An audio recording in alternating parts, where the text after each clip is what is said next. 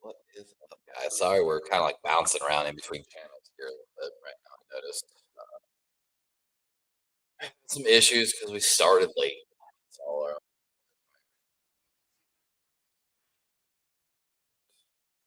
just trying to double check my channel now. Make sure it all is working correctly. But now we have weird. I love how it didn't take that other one live either.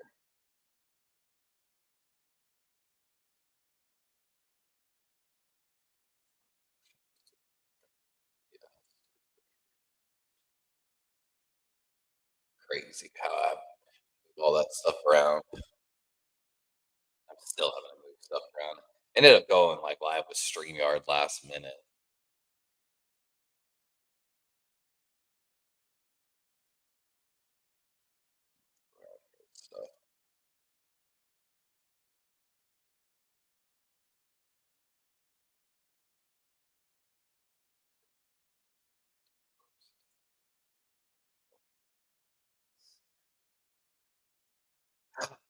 So many things to double check on. Of course, Texans already up 7-0. If y'all didn't see that. Rush drove straight down the field on us.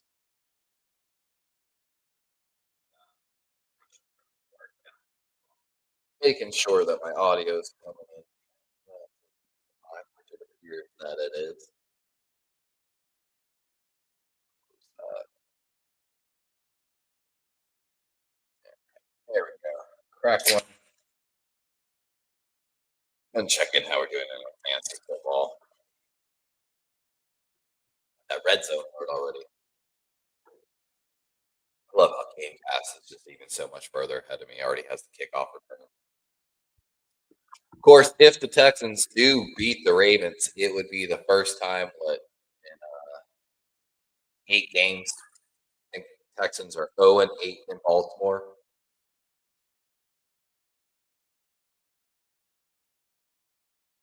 Did he already score?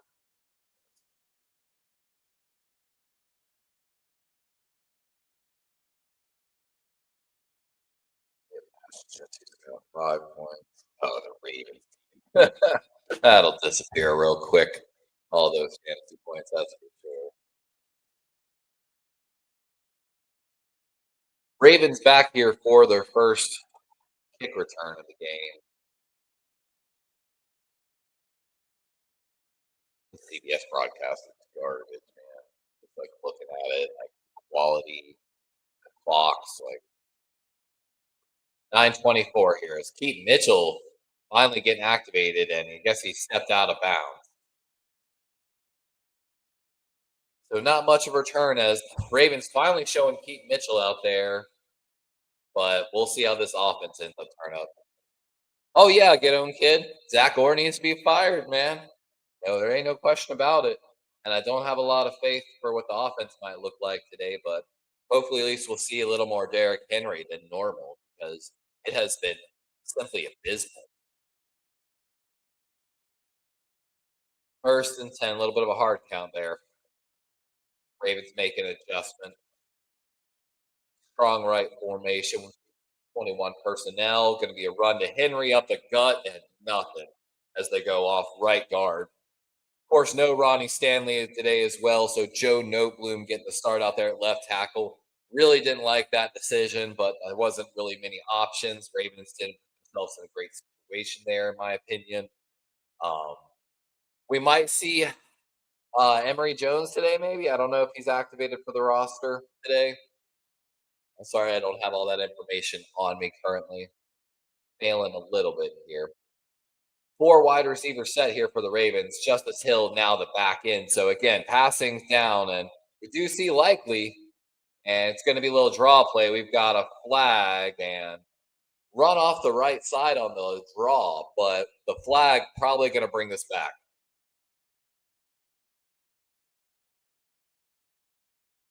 Let's wait for the call here. Miami, illegal motion. He was moving forward at the snap. You can't do that in the NFL. You still have to be going vertical as he snaps the ball. Let's see if that penalty is correct. I was wondering as I was watching that. Yeah, he clearly does move vertical, misses his block, bring it back. 2nd and 14 here for the Ravens. Two tight end set for the Ravens. Call it. Rush staring down left, goes back over the middle to Zay Flowers. Zay makes a man miss and taken down by Linderbaum, actually coming from behind, but going to put the Ravens in a 3rd and short, I believe.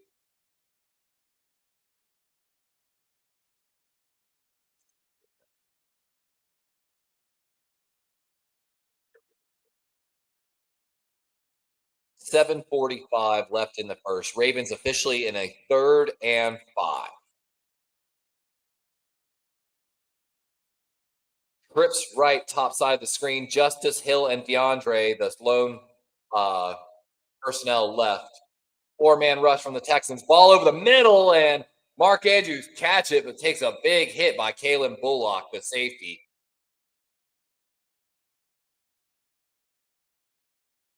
Kalen said, "All right, I got you. Let's watch here." So Andrews going to be lined up slot right. Looks like he's got man coverage, and he just beats his man off the line. Bad play by the Houston Texans DB there. Mark just runs right by him, and safety comes crashing down to make the play. 1st and 10, ball on the 39-yard line of the Ravens. Zay the man motion left. Going to be a handoff off left guard and maybe about 2 to 3 yards there for Derrick Henry.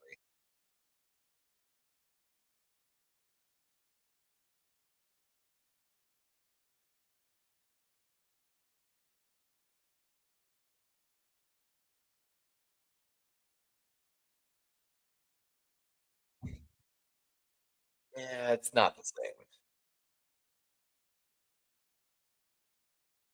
2nd and 8 officially after the run. Ravens showing trips alignment right again. A little bit motion left, play action. Cooper rolling out of the pocket right.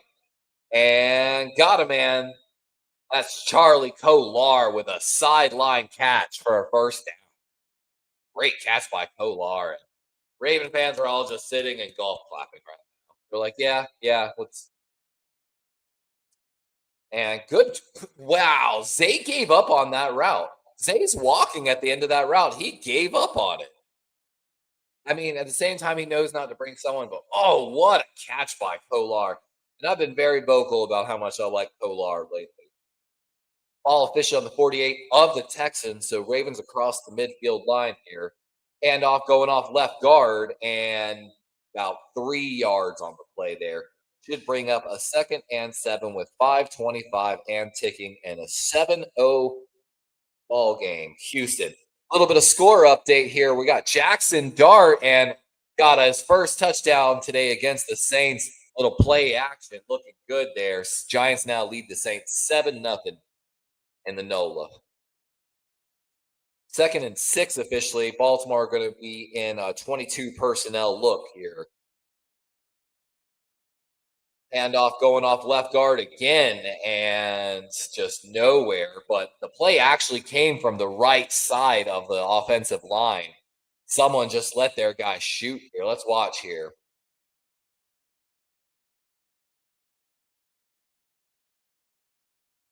Yeah, Daniel Falele secures his thing, but there's no push and the backside chase just gets to Henry, man. There's just people not doing their jobs all across the line. People aren't blocking. If I could, if, and they're trying hard counts here with Cooper Rush. Not getting anyone to jump, but I do like that they're trying. Rush gets rushed, and he's with a huge catch and chased down from behind. But what a catch by DeAndre Hopkins. Cooper Rush barely gets the ball out, takes a huge hit, and we have a flag on the play. It might be roughing the passer. And yeah, gets held, and DeAndre Hopkins definitely that's technically a kind of offensive pass interference, but whatever. But it was defensive holding as well, so great, great play. Kid coming in with the first official super chat of the day. Gabriel better than McCarthy. Well, I mean, I did like Dylan Gabriel if you watched any of my draft specials. And Pete Mitchell around the corner and out of bounds, but not after a pretty good game there. But Dylan Gabriel, I liked a lot of his numbers. I thought he was the guy they should have drafted, and they did draft him. And you know, he's got a lot of similarities to Tua Tagovailoa in that sense. That Gabriel gets on that back foot and usually delivers the ball. What did he take? Like when I looked into that game earlier, he had 8 sacks. That quarterback, did he win the game with more than 8 sacks? If so, that's wild. Oh my God, Derek Henry just got decleated from the right side of the offensive line. Looked like a little bit of a halfback ISO there, and someone from the right side, I think Will Anderson, comes and just decleats him. And Henry's coming off the field here on third down again. John Jay coming in, letting him know that he's rooting for the Texans. Hey, I picked the Texans this week myself, so you know what I'm saying? Like, I got to go look at that, check up on that Browns game because I checked earlier when I woke up, but I had some errands so I had to run. 3rd and 4. Ravens with a trips left, motioning to an empty backfield. Quick screen to Zay Flowers, and nowhere to go. Texans all over the play and blows it up. Maybe a gain of a yard or so. 4th down in the red zone. Oh, kid on kid, I told you. I told you on Wednesday not to pick my Ravens, bro. I told you.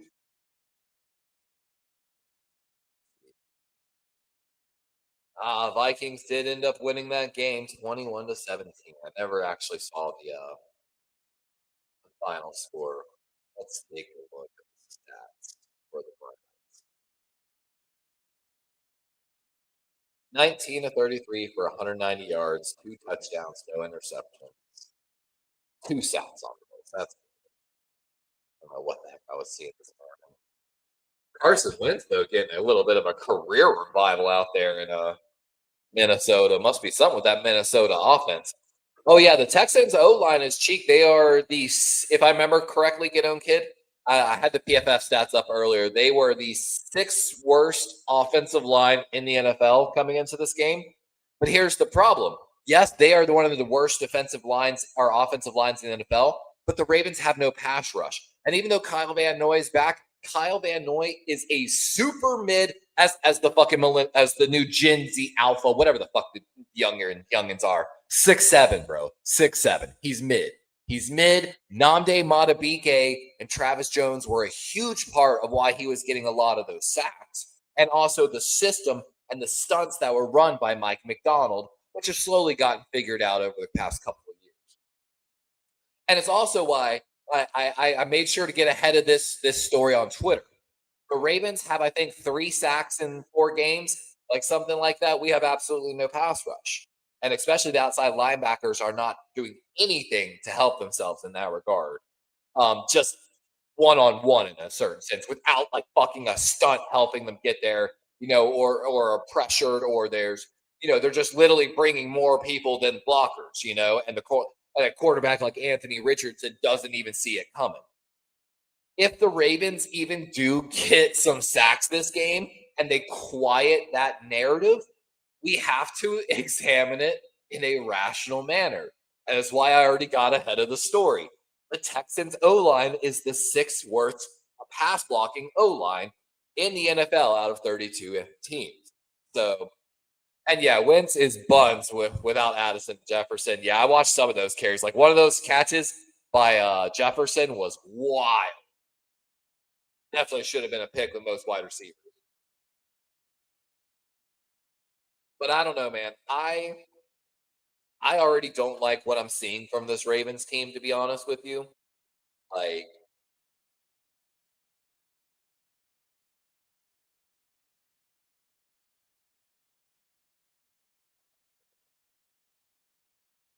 I gotta figure out how to get this better.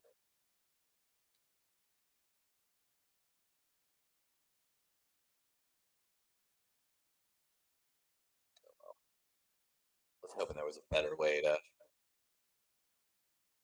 get it all looking nicer and cleaner. But Ravens take a field goal, so 7-3 football game, 158 left here in the first quarter. Luke getting ready to kick it off and going to be returned. And I hate that technically the Texans, two of their running backs are guys from my draft special or that I talk about a lot. And it's definitely a little sad and frustrating in certain sense to watch. And yeah, they're saying right there, RIP Arthur Jones, 1986 to 2025.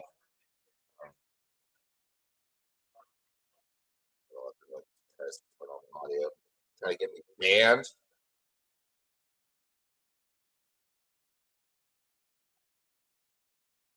Right. Good. And Stroud, short passing. What is that defense, guys? There are four or three of y'all right there defending one man. I mean, there's actually a second man there, but like that is some soft ass coverage.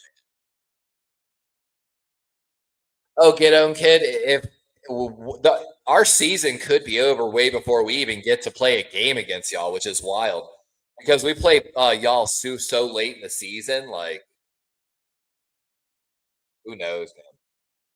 And they've got green dots for a bunch of different helmets. They're literally changing who's got the green dot there. And Nick Chubb with a first down run there for the Texans. I don't know how we're going to beat, it's like,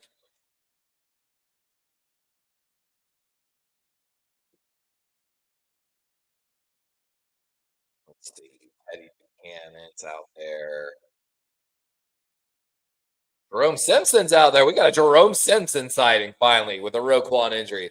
They're finally letting Jerome play, but not that there's too much faith there. And run up the middle, and Chubb's still moving. Looks like maybe about 3 yards on the play. 30 seconds left here in the first quarter, so game clock has less than play clock. So that means we don't have to see another play before the end of the first quarter. Let's see if we get one. Both teams coming, of course, into this week 1-3, fighting to keep their seasons alive. And, you know, these next one or two games could really determine if they're buyers or sellers at the trade deadline. Texans showing a heavy right, little bit of wide receiver motion left, and looks like Texans smartly don't have a play call. They were just trying to get the Ravens to jump off sides. That was a great coach call, by the way, by the Texans. Got to be honest there. It's not looking good for us, boys.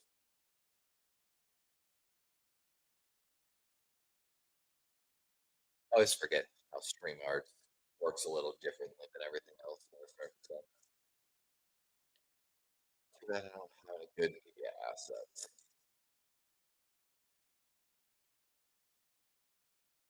StreamYard is so boring, honestly. So boring.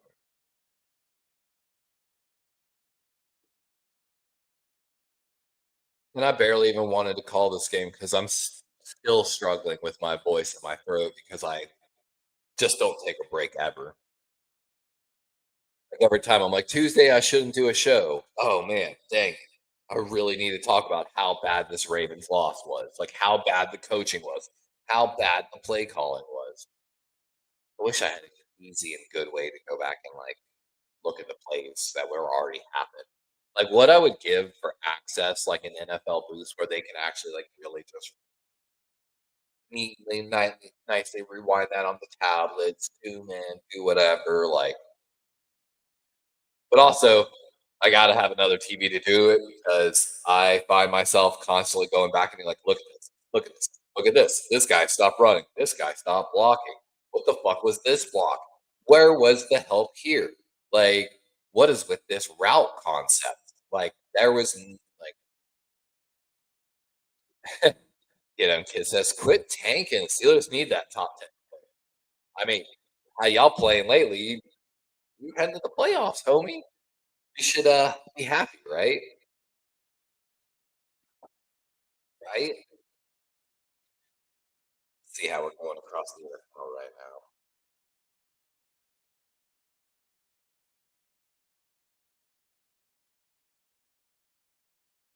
Miami still holding on to a narrow 3-0 lead over Carolina. Las Vegas also 3-0 over the Indianapolis Colts. Saints have responded with a field goal of their own against the Giants and have the ball currently. It's a 7-3 football game in NOLA. Dallas taking on the Jets. Somehow the Dallas and Jets game is tied right now, 3-all. And what is this like week one of football or 1 o'clock games? Denver up 3-0 on Philly. We got a bunch of field goals this week. Are we going to have a offensively down production week across the NFL? Let's look at this defensive personnel. I see Owe, I see John Jenkins in there, Kyle Van Noy, like a base personnel from the Ravens. Stroud 5 of 6 for 56 yards and a touchdown. Little play action here. Good pocket. Oh my gosh! And his running back just drops it. Nick Chubb just drops it. It was slightly low. It was down at the knees, but Chubb just dropped that ball. And that was a first down catch for Nick Chubb if he had held on to it.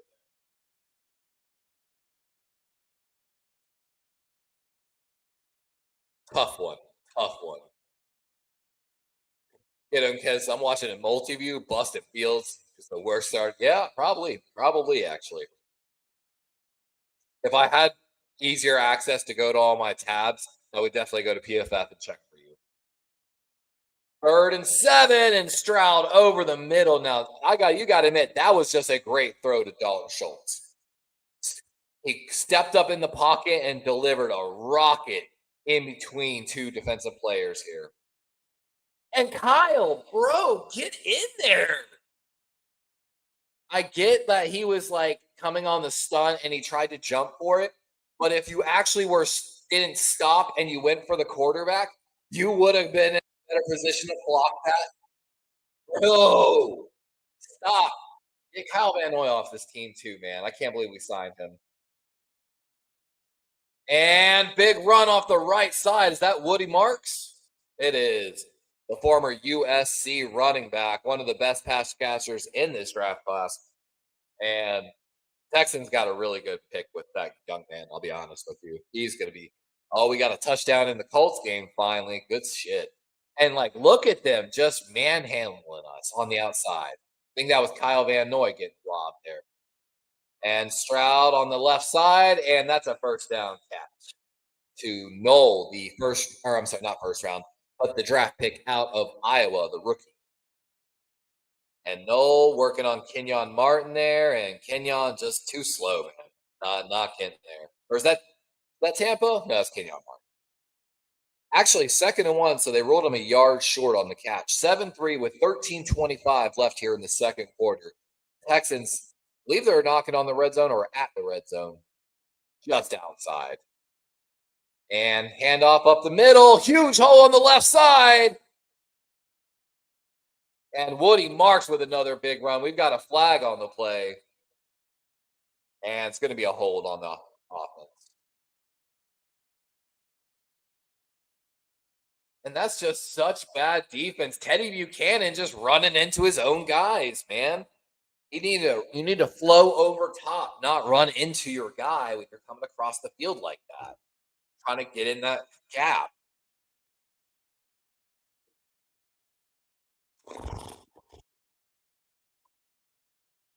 Oh, they had a legal formation too. A penalty is declined. What is with this ref, bro? And he went like this. Isn't illegal formation just like I don't know. Maybe I'm wrong on that. I don't know the official hand marks. And yeah, that's definitely a hold there, 100%. But Mike Green took too far of a edge point. That's also a Mike Green. He went too far outside. He didn't give up the outside, but he kind of went too far, and he had no chance of collapsing back in on that. 2nd and 11, draw play up the middle, and I believe that's Woody or no, that's Chubb, and he's going to get about 7 yards on that. So 3rd and short here for the Texans. 5 yards officially as Woody Marks checks in for Nick Chubb. And sadly, the Gamecast has already ruined what's going to happen. The Texans are not going to get the third down conversion, and they're going to kick a field goal. So uh, I would just go ahead and say it. It's going to be a 10-3 game, Houston. But let's get the official actual plays. Ravens have almost everybody. They've got 6, 7 up at the line of scrimmage. They bring the house, and they're going to get there. And I hate that Kyle Van Noy is going to get credit for that sack. That's a horrible play. That's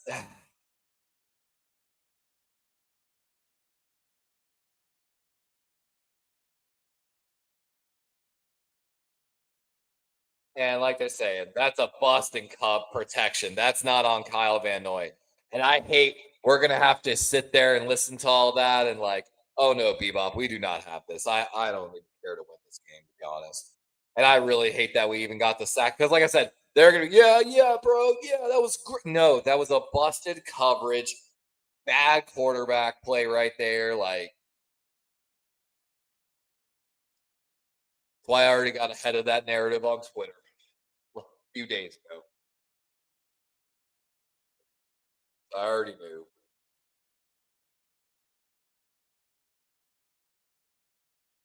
Literally any player in the NFL could have got that sack right there. Any player. An offensive lineman could have got that sack in the NFL right there. Hey, oh, I just hope. Oh, I just hope. That's all I can say.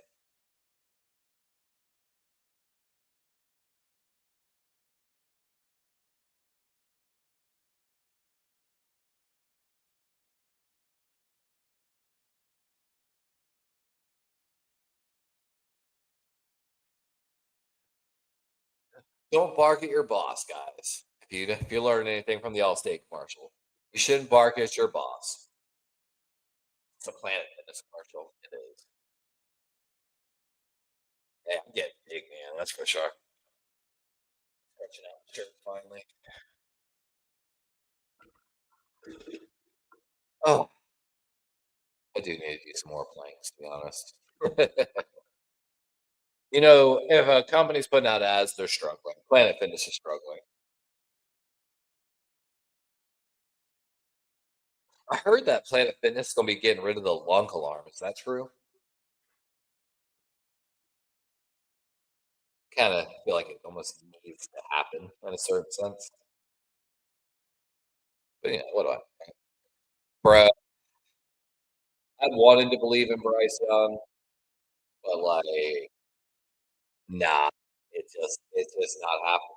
But then again, let's be fair and let's be real here. Sam Darnold and Baker Mayfield were both in Carolina at the same time.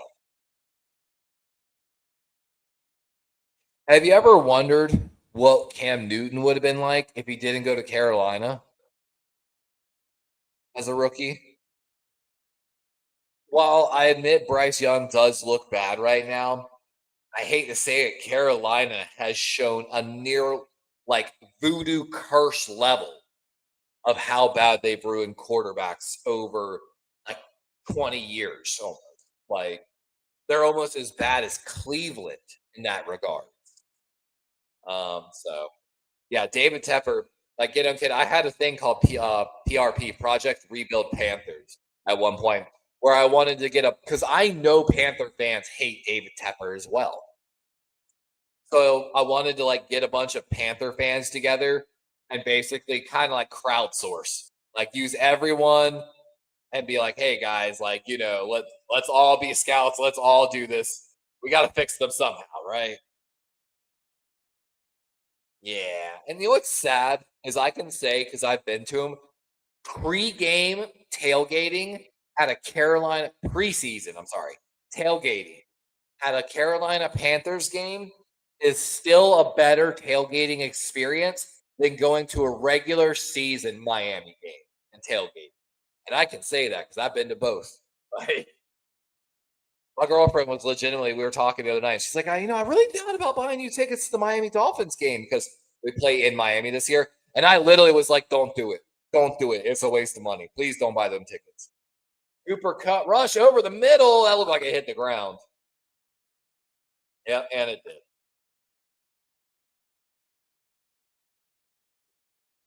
Oh, and Al Shazier or whatever his name is, widely considered a dirty player across the NFL, is slow to get up for the Texans. That would be a big hit for them, though. Oh, yep. Oh man, he tried to catch a ball behind him, and he came down super awkward on one of his legs. It probably is just a hyperextension the way he's putting weight on it, but I know that hurts. It could be a small tear, but it could be just a hyperextension. He's slowly walking off the field here, but he is walking. And now he's jogging. So that was definitely just a scare and maybe a little bit of a hyperextension. Glad to see he's not all right. Oh, get on kid coming in with the updates here. What up, Chad Schrader? Colts blocked a punt. Raiders are so bad. Tom Brady's tanking. They definitely going to be looking in the market probably for a quarterback. I cannot believe some of the teams' refusals to address O line this year. And like I thought Zabel like in Seattle was going to be on the left right side. They put him on the left. 2nd and 10 here for the Ravens. 12 personnel for the Ravens, and oh, Henry takes a big shot after a 2-yard gain. And look, no one was there to help Henry up at first. He literally had to look around and be like, "Is anyone gonna help me up?" Like, oh, y'all joking back and forth. Touchdown, Cowgirls. Oh wow. Well, apparently, D'Amico Ryan's last week handed over defensive play calling duties. That's very interesting, actually. I didn't know that that was going on. 3rd and 8. Texans are showing one out of the Ravens book here with the 3 on the left side. They bring 4, and Cooper Rush getting pressured. He's running, and he's going down for a like 15-yard sack there. Oh my gosh.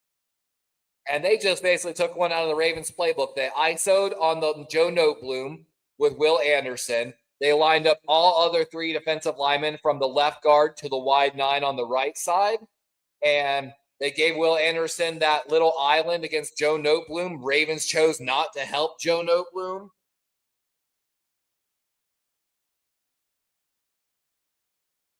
And yeah, it's officially a 16-yard loss, by the way. I'm making notes about what just happened there, just how bad that was. It's bad play calling. And we've got a flag down already on this kick return, but oh, Houston trying to make something happen, but nothing. Down at the 33-yard line of Houston, but we'll see what the penalty flag is. And Joe Notebloom looking at the tablet on the sideline, definitely trying to figure out what he can do better. Get on kid says, get yourself a girl that will buy you Sunday ticket, pizza, wings, and a beer. I do have that type of girl already, so I am very happy and blessed, man.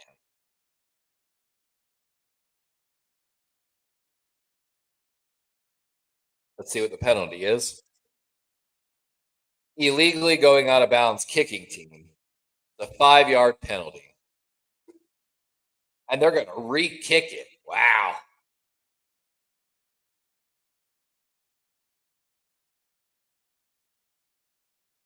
Yep, and they forced. I'm sorry, it's against the Ravens. My apologies. They forced.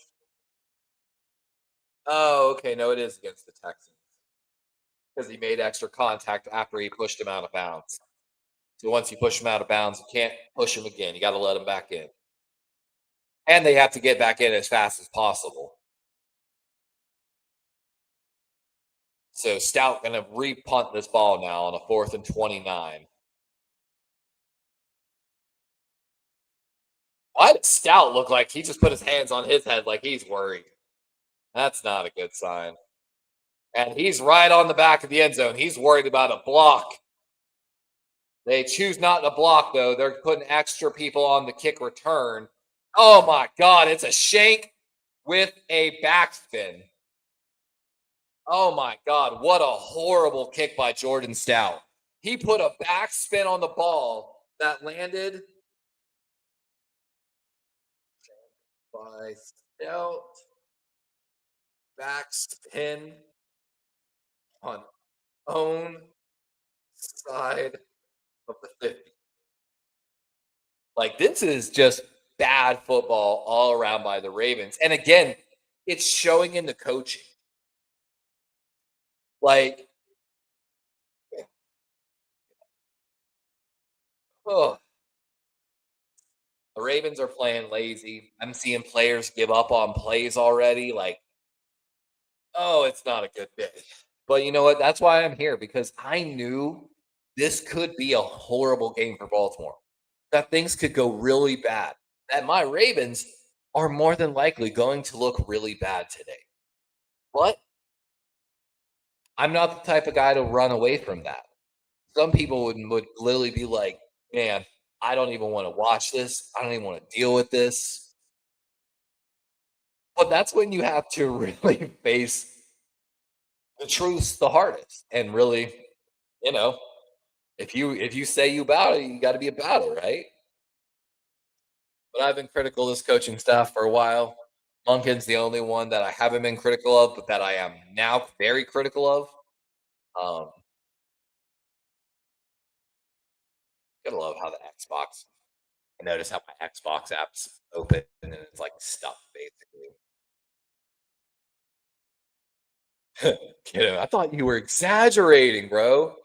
Nah, bro. Nah. And like the thing is, this is like regarding the defense. So I talked about that we might actually have a lack of depth at interior defensive line in the offseason after the draft before we started when we were doing the Corey Davis shows. And I said specifically, if anything happens to Beak, we're in trouble. And guess what? Beak lit. I got to go back and find that fucking episode so I can be like, I told y'all. I fucking tried to tell everybody before this season even started that if something happens to Matabike, we're in trouble.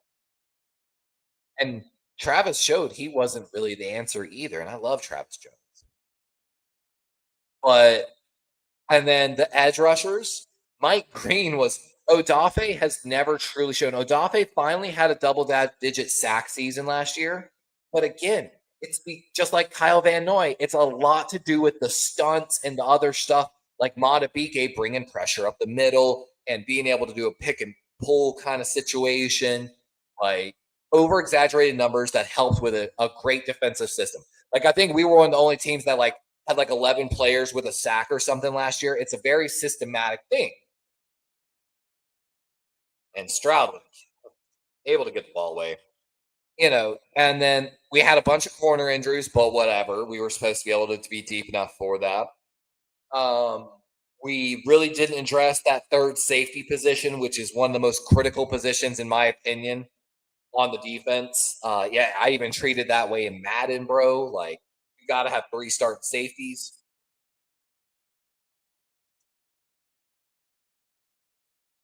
Second and 4, 8:48 here in the second quarter. Stroud's getting started and already basically in field goal range. And not much on the run here.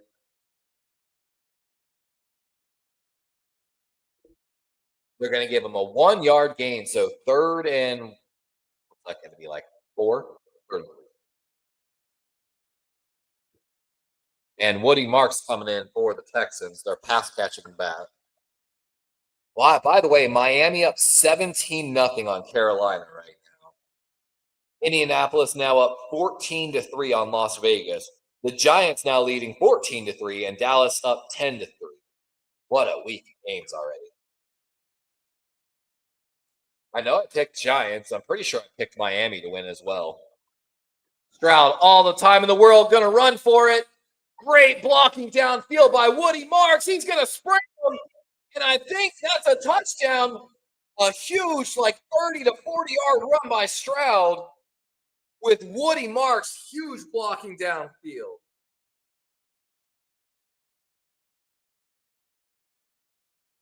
And he's out of bounds, just short.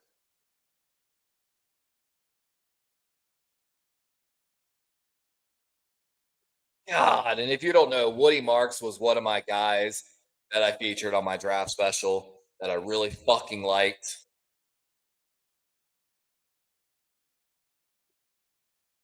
And Teddy Buchanan just getting fucked downfield, bro. Fucked. Hand off on right side and only a yard on the play. Going to bring up second and goal. 7 minutes left on the clock. Bradley Chubb went on the carry there.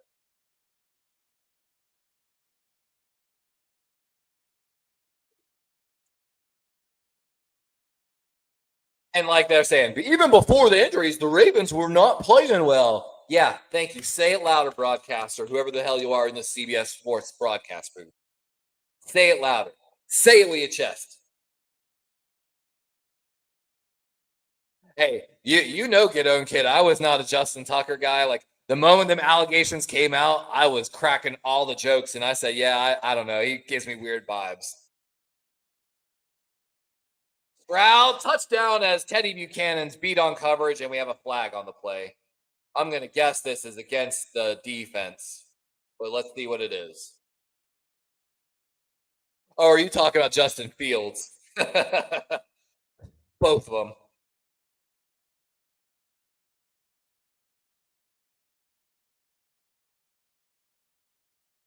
Oh, they're going to call offensive pass interference. Let's see.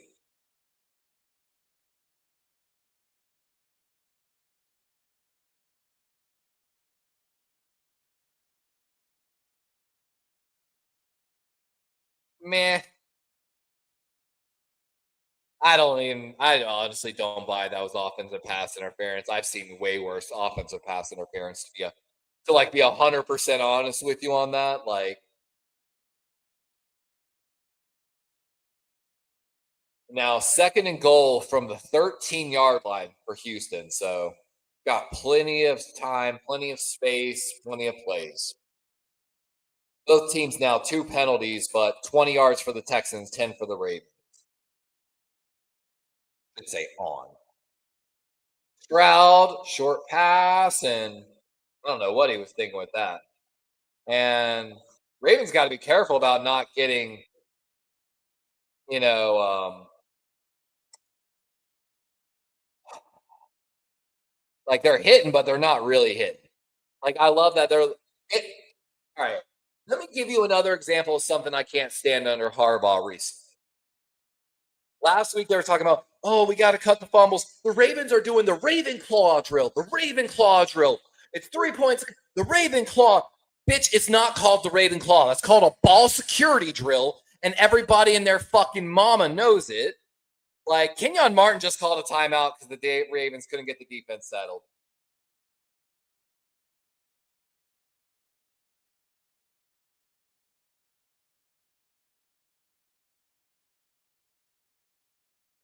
And, like, this isn't the first time. We saw weeks ago when I was streaming, Nate Wiggins was sitting there going, "What's the coverage? What's the coverage? Hey, what is the like sitting there on the sideline?" And now the Ravens have to use a timeout as you see Kenyon Martin and someone else like arguing as they're coming at breaking their huddle late to respond to Houston breaking their huddle. Like this is such bad football. Like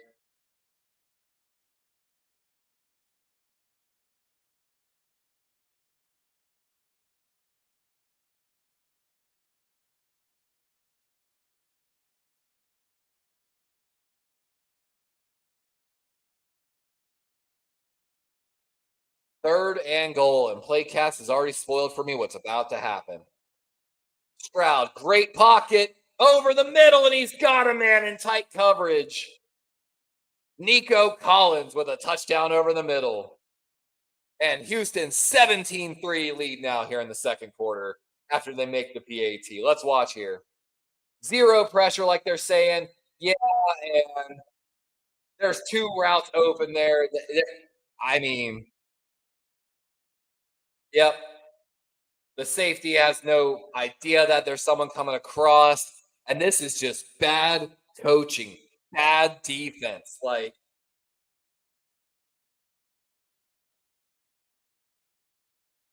I mean, what can you say, guys? What can you say at this point? Like,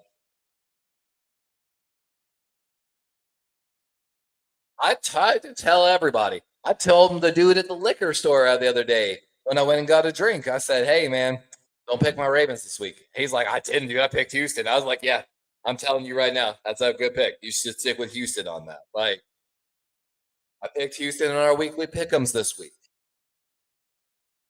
because I'm honest. And you know what? Here's the downside. Being honest about your team doesn't get you fans. It doesn't bring you likes, subscribes, and followers. Doesn't give you any of the comments. And you get other streamers like, all right, let me give you another. Some shit the other day drove me.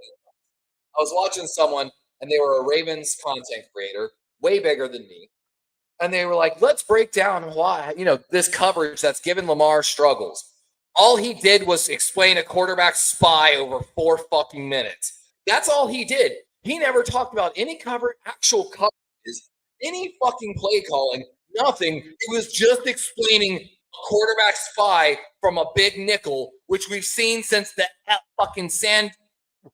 fucking whatever Chargers they are now, whatever they were then.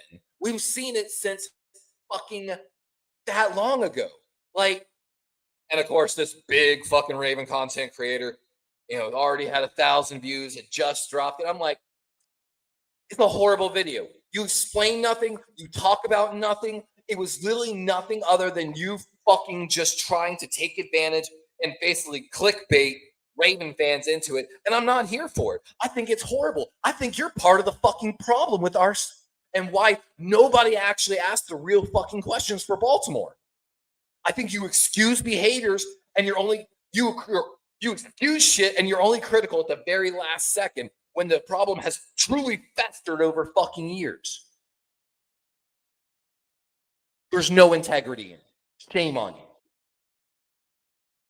I'm gonna go get a drink. I'm fucking.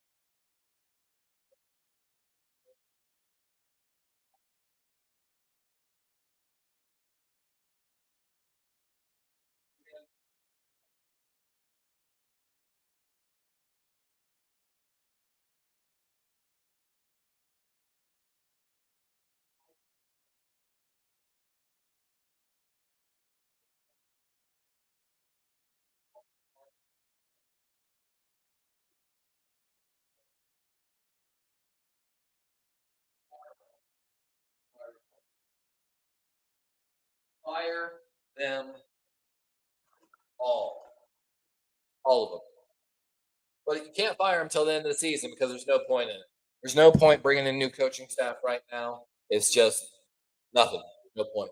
Like, but they all need to be fired. Every single one of them. Everybody on the staff. Everybody. Everybody.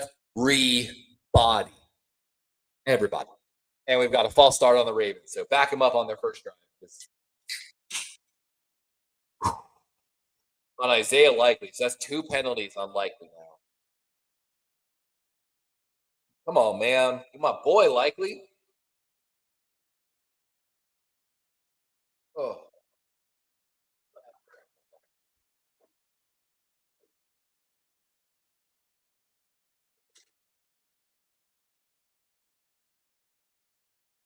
First and 15 here. Run up the middle, and oh my God. Keaton Mitchell just got destroyed by 3 different defenders on that run up the gut. And that's what I'm saying. The run blocking in the middle, the guard play is so abysmal. And they keep running. Left guard every time has at least gotten 2 to 3 yards. Every time they run right guard, they basically get no yards stuffed at the line of scrimmage. Hmm. Second and 4. here, 5 minutes on the clock. Ball on the 31.5 yard line of the Ravens. Likely the man in motion. That looked like a false start by Rosengarten, but they're not going to call it. Pete Mitchell on a swing pass, and I mean, it's like 6 or 7 maybe. So brings up more manageable, but that should be like what, 3rd and 7 after the penalty? 4:40 and ticking here. If the Ravens go, oh, it's 3rd and 8. Oof.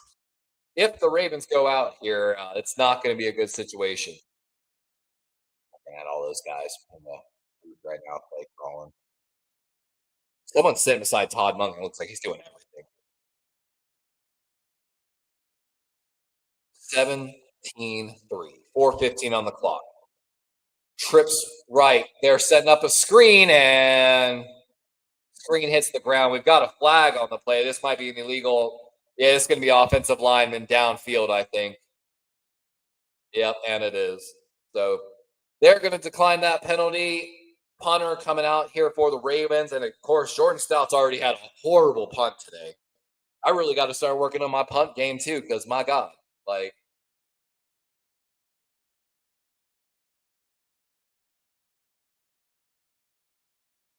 and we're starting to hear some boos in the Ravens stadium. It's not all out boos from the Ravens yet, but like they're saying, we're starting to see here some boos from some of the Ravens.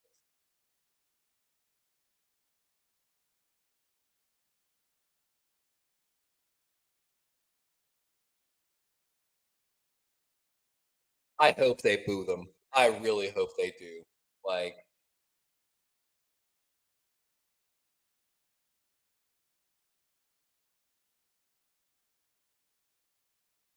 oh, almost a fair catch interference there, and ball down at the 23-yard line here.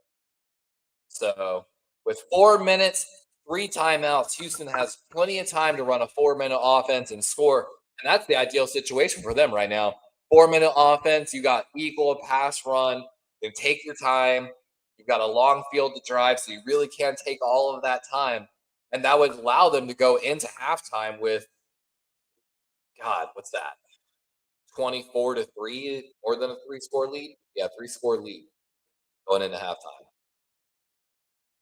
This one's definitely a tough one to watch. You know what I'm saying? Like,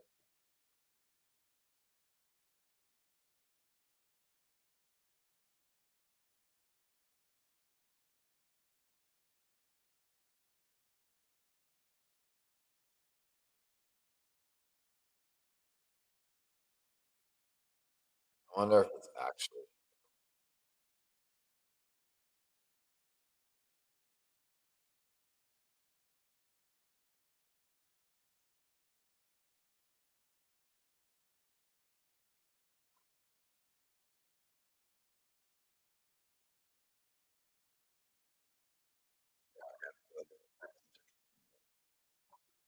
Yeah, I know that. I went to see a show, and he actually responds to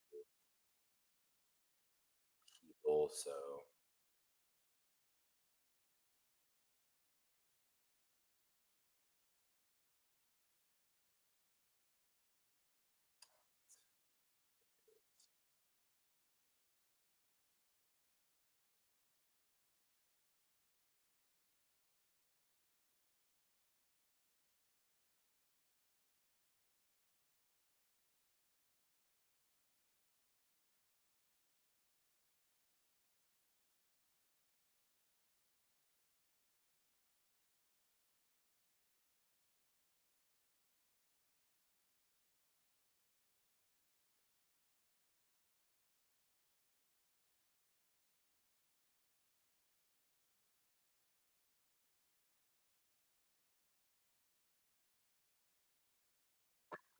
sorry, someone trying to impersonate somebody else in a certain sense, a comedian friend. Um, yeah, I mean, eventually you got to do something, right? Like, but they're definitely trying to tank for a quarterback. But the Jets don't have a good track record of picking high quarterbacks. Zach Wilson was never going to be him. Never.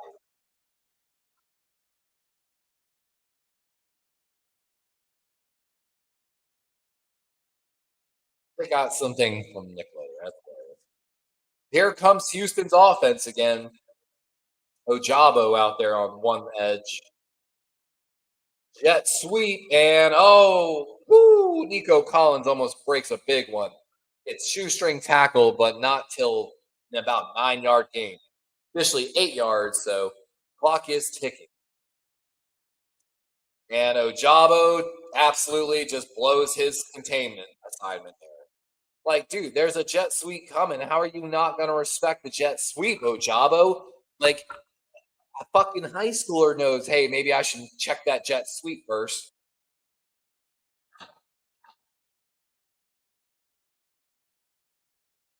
Second and 2.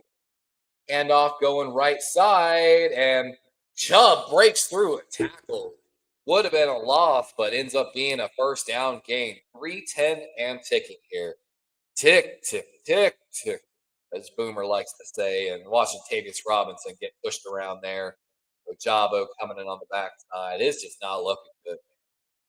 And we just have not developed any of our outside linebackers we drafted. None of them. None of them.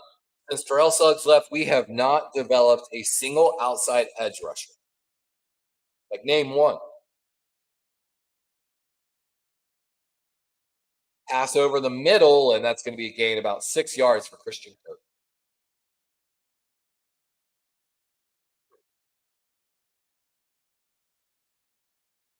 Bad, bad football.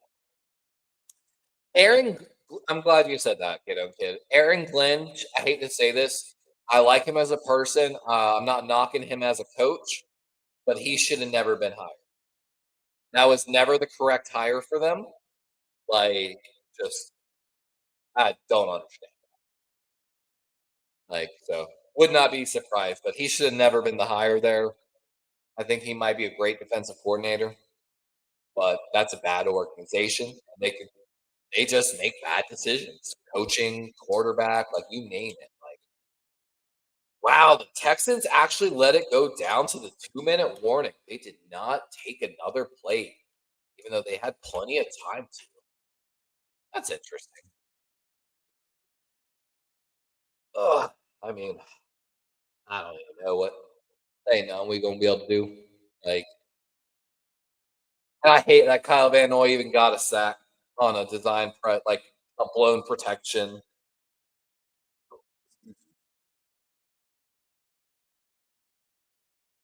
And we've gotten no pressure all game. Like, all game, no pressure. Let's take a look around the NFL. Miami leading 17-7. They're at their 2 minute warning. Carolina finally put some points on the board. Over in Indianapolis, we got the Colts taking on the Raiders. Colts holding on to a 14-3 lead. They have the ball in a 2 minute drill. By the way, in that Miami Carolina game, Miami has the ball in a 2 minute drill. Going over to NOLA. Somehow the Saints are marching a comeback as the Giants are up 14-3. So I'm sorry, 14-13. 1 point game there. 2:49 left. Giants have the ball. As Ghetto and Kid mentioned earlier, Dallas finally on the board, touchdown wise, that is, against the Jets. They're currently leading 10-3 over the Gang Green. And finally, in Philadelphia, we've got ourselves a ball game. Philadelphia is leading that game 10-3 over the Denver Broncos.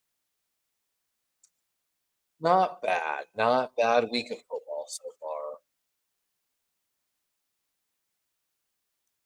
Like I said, I'm okay with taking a loss if it truly highlights and shows the ineptitude and inadequacies of our coaching staff.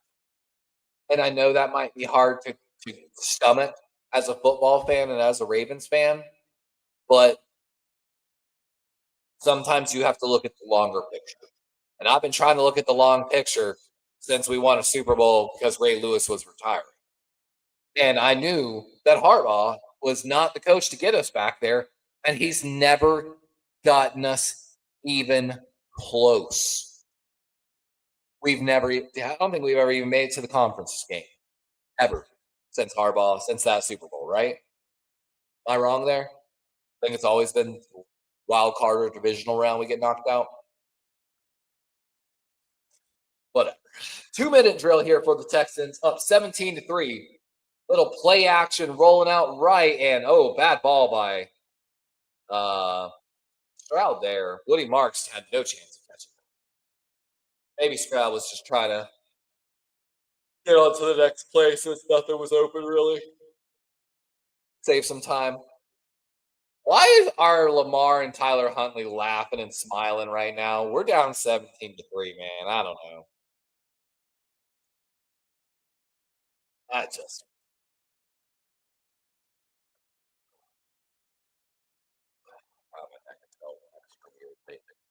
Ravens again showing like cover zero here. They bring everybody.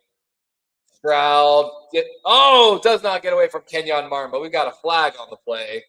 And yeah, it's going to be defensive holding as Stroud's point downfield.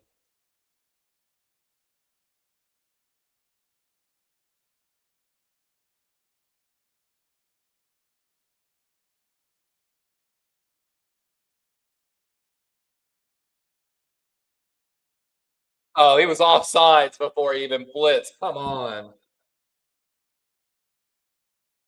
Yeah. Kyle Van Noy, I think, I feel like Kyle Van Noy is offsides already on that play. 1st and 10, 151 here. Ball now on the Texans 47. Handoff going right. Woody Marks. Oh, breaks and run. Tackle still on his feet. And it ends up being a 9-yard gain. 45-yard line of the Ravens. So I believe that's going to push it across midfield.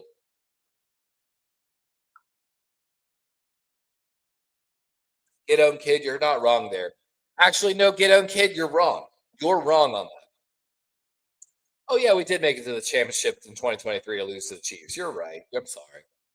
But he's worse than Mike Tomlin because he's a special teams coach. He's not even a defensive coordinator, which is why we can't even maintain a defense. And actually, our special teams has deteriorated to an abysmal amount.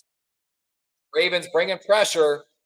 Stroud gets it away, 1st down, and I think clock's going to keep rolling. It is, but Houston has 3 timeouts. I'm surprised they don't use the first one right here. And yeah, there they go with 53 seconds. Houston going to take their first time. Still haven't charged him with a timeout though. Ooh, and Woody Marks with a great pass block there. Yeah, and you're not wrong on that, get him, kid. He kind of did.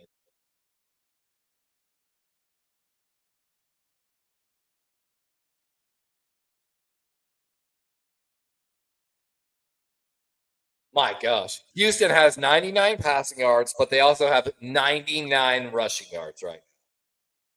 Welcome in, Kenny. Yeah, we're not shocked either, Kenny. We're not shocked either. it's about exactly where we were. John Jay, I do have to say, you just saying the same things we've all been saying, just, I don't know, like, can you not, do you not listen? Is the question, I guess I have to say. Or do you just not have words to say? But 17-3 here, Houston. Stroud, no pressure, and gets a man wide open. Is that Hutchinson? I think it is. And they're going to be down in the red zone. That's Dalton Schultz. 45 seconds and ticking here. Houston doesn't even need to take a timeout. They've got all the time in the world. They're going to do a little bit of a no huddle here. Trips right, the top side of the screen. Stroud looking middle, going back right, and that's definitely should have been a flag, and it is. 2 flags come out against the Ravens, as it's clear to everybody Kenyon Martin cannot keep up with them. And Kenyon gets hit with another penalty, his second of this drive alone.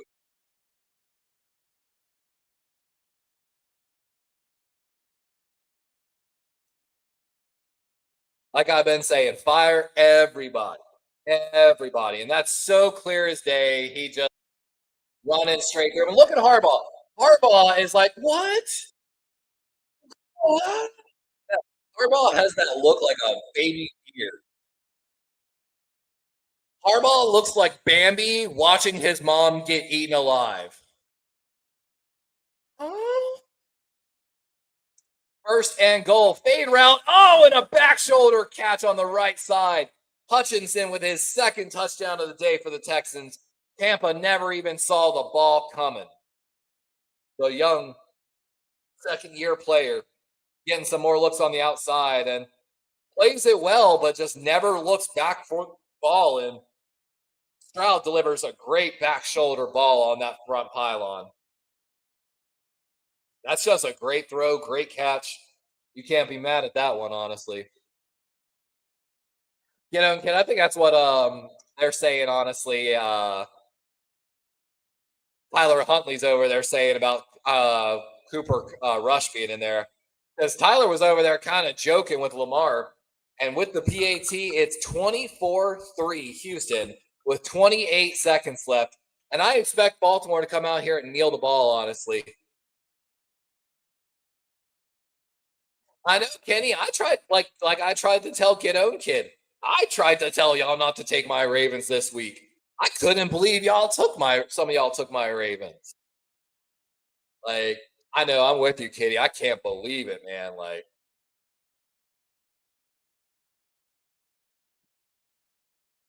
and I just hate what I'm seeing from this Ravens coaching staff, like what they're trying to do to answer situations. Their answer right now is to bring a cover zero. And like KBN got a sack on a busted protection. And we've already seen that Houston's already kind of figured out what to do on that cover zero in a sense. It's just, it's bad football. It's bad coaching. Stout Shank, Kenny, I don't know if you saw this one. Jordan Stout got backed up into his own end zone, and when he kicked the punt out, or punted it, I should say, he put a backspin on it. So it hit on our side of the 50 with a backspin. I don't think I have ever seen that in pro football, to be 100% honest with you. I don't think I've ever seen a kick that bad. Like, they have no plan to help Joe Noteboom. My boy Woody Marks from USC, who I loved in the draft, is crushing it. Like,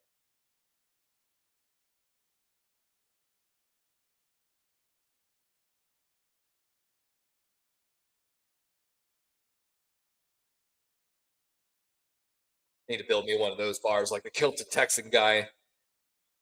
That's the only way you get fan of the year. You're either going to have a season ticket or a level of autism and disposable income to build a bar in your backyard. Man, Colts and Cowboys are back in the red zone. That's fucking wild. Trying to see how I'm doing in my fantasy league. Not that it matter too much. Yeah, that's about what I expected. I'm trade the Ravens defense. Trade, I mean cut. Actually, what am I saying? Yeah, Miami's down in the red zone with 28 seconds left. Indy got 29 seconds left with 11 points. Dallas is in the red zone. Ooh, Denver got the ball back. So did Nola. Ooh. And with 28 seconds left here, Houston getting ready to kick the ball off. I expect the Ravens probably just they'll take the kick return attempt, but after that, there's probably going to be a knee. And Rasheen Ali in there now instead of Keith Mitchell, and nowhere on the return. Yeah, the Jets are pretty damn bad. I know, and like my Ravens, our edge rushers are taking the sixth worst offensive line and pass protection in the NFL and making them look like all stars this week. Like, and it just again shows how bad this unit is, right? And again, fire everybody because we've had so many young edge rushers that have failed to develop. My God, whose nails were those on the sideline? And Cooper's going to pass it here, as I guess they're going to try to get in field goal range. Mark Andrews gets the catch at the 42-yard line.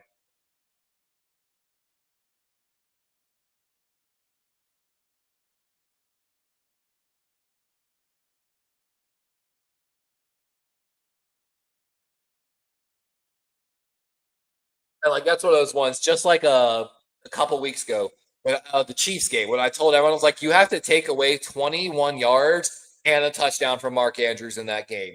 because it was in garbage time and they literally just gave it to him easily. So, like right there, I made sure to make a note. You got to take 12 yards off Mark Andrews' totals because they literally just gave it to him thinking they were going to like kind of give up in a sense. And look at Harbaugh, hands on the knees, just doesn't know what to do. That was the Ravens' first first down since opening drive with 28 seconds left in the. Oh, and my God, Cooper Rush gets the pass, but DeAndre Hopkins takes a huge shot going out of bounds as Ravens are trying to get Loop in field goal range here. Ravens take another timeout. What a catch by DeAndre. Second huge catch he's made today. But my God, Devin Singh, actually, he might be out of bounds. I don't know if his feet are. Yeah, he does. Woo, he barely gets that second knee down. He almost got hit so hard, he almost went out of bounds before he caught it. What up, Logan, man? I knew this was going to happen. I'm not surprised in the slightest. I hate to say it. You tune into the weekly pick'em shows on Wednesday. We knew this was going to happen. This ain't no surprise to us. Nice. Rico Dowdle getting some touches and yards. And Harbaugh is yelling at somebody right now, the ref. Why are you yelling at the ref right now? Like, what does the ref has had no effect on the game the past two times? Like, what the fuck are you doing, Harbaugh? Rush buying time and throws it out of bounds to Mark Andrews. Tries to make a diving catch out of bounds. We've got a flag down. And Texans are pointing at the Ravens. I think it might be a hold. Oh, it's illegal contact on the defense. So 5 yards, first down. So with 2 seconds. Yeah, that's illegal contact on him. That's absolutely the right call. But didn't and he didn't even need it is the worst part. He was the guy covering Mark Andrews for the Texans. So with 2 seconds, we're going to get a 55-yard field goal attempt here for Tyler Loop. This would be a new career long for him. Hit a 52-yard in Buffalo here from 55 yards, right hash mark. Kick is up and wide right. Not even a chance.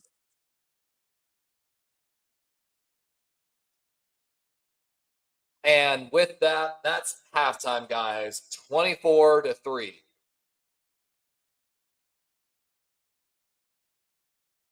Just making all my notes here about the game. I mean, Logan Caldron says, hopefully we can turn this around.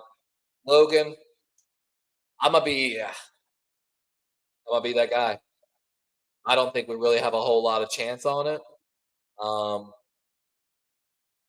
and I don't really think that like there's even like much of a reason to. I know there's no point in firing John Harbaugh or any of the coaching staff during the season, but I'm telling you, everybody needs to go. Monken needs to go. Orr needs to go. Dean Pease needs to go. Chuck Pagano needs to go. John Harbaugh needs to go. Chuck Smith needs to go. The tight end coach, whoever he is, he can stay. He can stay. He can stay. Offensive line coach needs absolutely to go. Absolutely to go. Everyone on the defense staff needs to go. Defensive line has not been made any improvements. A young offensive or defensive pass rushers on the edge have made no improvements year after year after year after year. The increase in production in sacks was more attributed to Nnamdi Madubuike and Travis Jones having breakout years and a defensive system that schematically does a lot of stunts. Like, Ofe Owe breaking double-digit sacks for the first time in his career was more a systematic thing than him becoming a dominant pass rusher. Kyle Van Noy has never been that great of a pass rusher, but he's won on a bunch of inside moves. Like, just John Jay says, you are always welcome to join the Niners. While they are having a better season, I would never actually just leave my fan base. I will stand on my fan base and critique the shit out of them till the day I die before I leave them. That's like the whole like argument. People are like, get out of America if you don't like it. I'm like, nah, that's not American, homie. Americans fight. America, like Socrates said, it's your responsibility, it's your civic duty to stand your ground and fight for what you think is right and ethical or moral or should be lawful, and to do it in the appropriate way, um, ethical way, even if it ended up killing them. So I respect that to a certain degree. Oh, Saints missed the field goal to lead at half. Damn, what a game that's turning out to be. We hooping crashing out right now. I don't know who we hooping is. Like I said, I the other Baltimore Raven content creators have been like I hit like my final point with like most of them where I can't do it. I can't watch them. I can't support them. Like I used to always drop in and like leave a like, maybe like leave a comment or something, tell them to keep it up. I can't do it. It's bad coverage. It's clickbaity. It's accusatory behavior. It's deleting tweets because you don't want people to go back and prove that you were fucking wrong and you talked about people. Oh, Wee Hoopin is the leader of my fan base. That's the thing. That's the thing. I don't even know who he is because I don't care about any of their opinions. I make my opinions off numbers, trends in numbers, and watching physical football. It's like when I'm watching a running back and you watch a running back start running, you can instantly tell whether he's got potential to be a guy or not.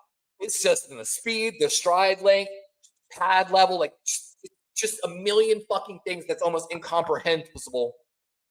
It's like what pisses me off about the combine and them not being able to give you the replay on NFL Plus.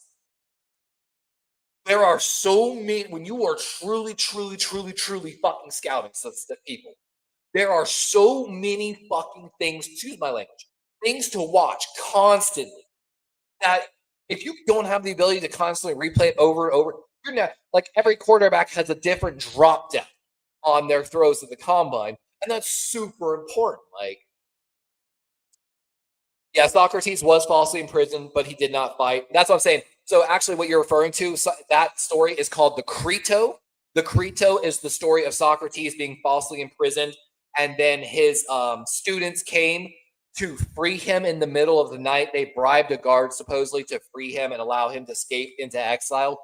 And the Creto is then the conversation. It might have been Aristotle that came to see him. Was it Aristotle? No, it wasn't Aristotle. Who was it? Aristotle wrote virtue theory, but Aristotle was the student of not Socrates, but Plato. No, Plato was, yeah, okay. Aristotle was, I think, was the student of Socrates, and then Plato, I think, was the student of Aristotle. Aristotle established virtue theory. But anyway, basically, Socrates says, no, if I run, escape, and I go to exile, it'll actually be a contradiction of like everything I've stood for. And so the story goes that he actually chose to stay in prison, drink the hemlock poison, and die standing on his beliefs. I know this because I wrote an entire paper on it in ethics class where I was like, I stand on that. I like it. 100%, ready to die for it. But great read if you haven't read the Credo. Giants fans just fumbled. Jonas Sanker safety gets the recovery. Dang. Sanker was one of those Virginia safeties, if I remember correctly. Yeah, Steelers might be leading the division. Get own kid as long as Aaron Rodgers is over there huffing, smelling salts and ripping darts. Yeah, you got a real chance, like.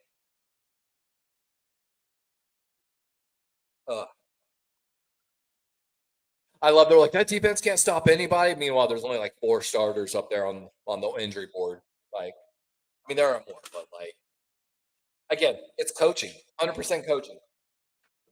Let's talk about this. So, okay, let's talk about it. Odafe Owe was a first-round pick by the Ravens. Hit his first double-digit sack last year, but like I said, it's systematic. Then they took David Ojabo in the second round. David Ojabo was supposed to be a top 15 pass rusher at Michigan. He's developed into nothing.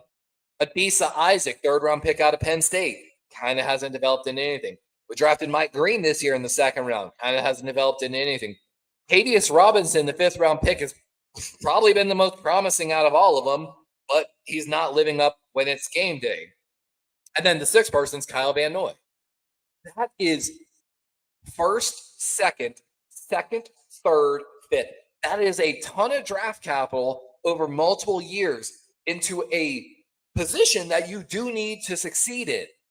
And my question is, all of these guys had very different traits they were good at in college, yet none of them seem to be able to get it together in the NFL. That is a sign that the coaching staff, and even going back to Matt Judon left Baltimore partly because he felt like they didn't give him good pass rush attempts. And he went to the Patriots and immediately put up more than double-digit sacks his first year at the Patriots, if I'm not mistaken. Like, that is a sign that it is the coaching staff. You know what I'm saying? Like, that's wild that Vegas tried to tell you not to start Jordan Addison, Kenny. You definitely start Jordan Addison. You gotta love they just aired a Baltimore Ravens ticket commercial. And if you don't know this, I've seen people on the podcast, like people going on podcasts being like, you know what? I'm glad I either A, didn't buy the tickets like me, or B, they're like, man, guess it's time to sell my tickets. Like I know a guy, I think that we played the Rams this year, and he was already like, it's time to go put my Ram tickets on sale because I don't want to go to that game. And Steve Biscotti, I wish you were listening right now so I could tell you, you are starting to lose money over this coaching staff. And that's really, as an owner, all you probably care about. And so please, for the love of dear God, make the changes this offseason. But you know what? Make the changes week 15. Let's get started on that head coaching search a little early. I'm cool with that. Yeah, that Rams defense was so bad, other than like the pass rush is really good. But like the linebackers and everything, struggle.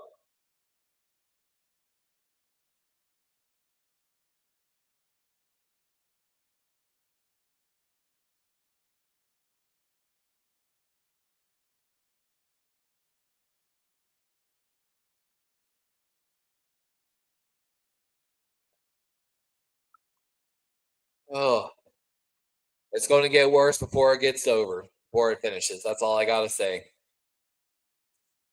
And like I said, I don't care how many Raven fans I lose.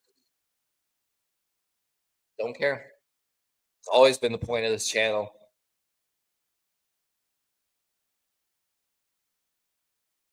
Yeah, and he's doing like we talked about Kenny on Wednesday. Latu's getting it done in half the amount of snaps of Jared Verse. Of course, Jared Verse does have some stats that are better than Latu, but with double the amount of snaps, you would hope so, right?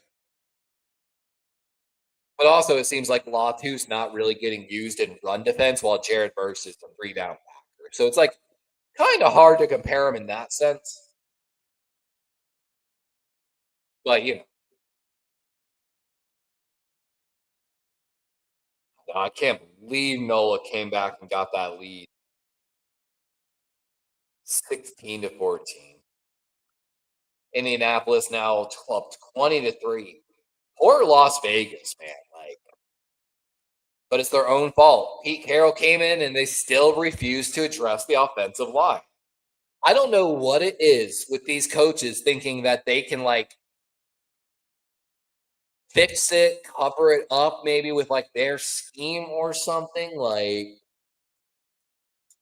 it's just wild. Absolutely wild.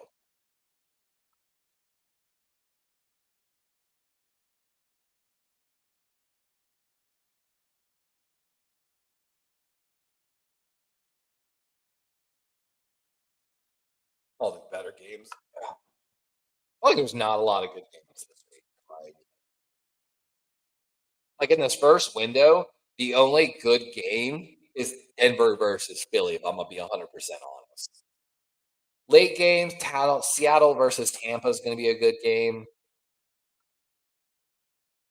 and maybe Washington, LA if Jaden Daniels is playing, but there ain't no good games this week. It's a bad week of football across the league.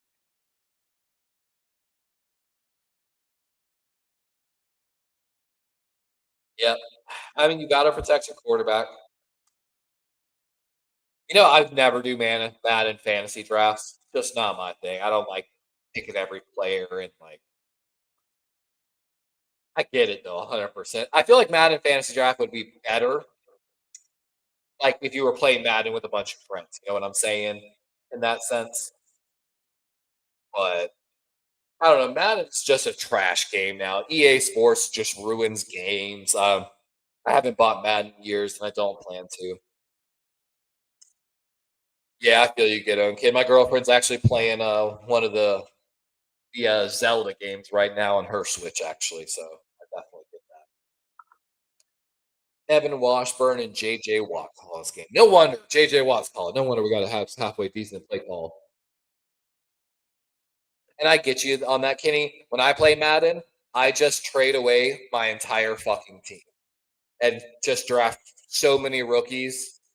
And then sometimes after the draft, I'll trade for even more rookies. So just my entire team is nothing but rookies. And then I'll just see how long it takes to dominate the all Madden. The moment I get a wide receiver that has 99 speed, usually that's the end of the game because once I get a wide receiver that has next level speed, I use a lot of motions, and Madden's AI is not actually that great at dealing with motions. Like I create my own motions in a sense, and like my God, like one of the thing problems, man, when the AI calls a cover three, sometimes it'll take like the cover three guy to the opposite side of the field, like they're trying to fake a man coverage, and when they do that, yeah, they end up with no safety on a third of the field in a cover three.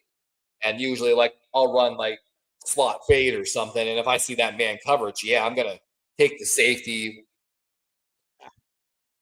Yeah, I get that. Baltimore's largest halftime deficit since 2017. Kenny, I'm going to tell you the biggest audible you need to have in Madden is just a fullback dive and short pass and not much there. Maybe about 3 yards as we finally get started here in the second half. Baltimore gets the ball to start. Kenny, I'm telling you, fullback dive is one of the most broken plays in all of Madden. Especially if you run it like from the tight, like it's a tight one to the weak side. And basically, what you do is you line up fullback dive, and you just literally choose where, like, think about it by zone blocking rules, and just figure out which side's the better one. It's always worth like 3 or 4 yards. It's ridiculous.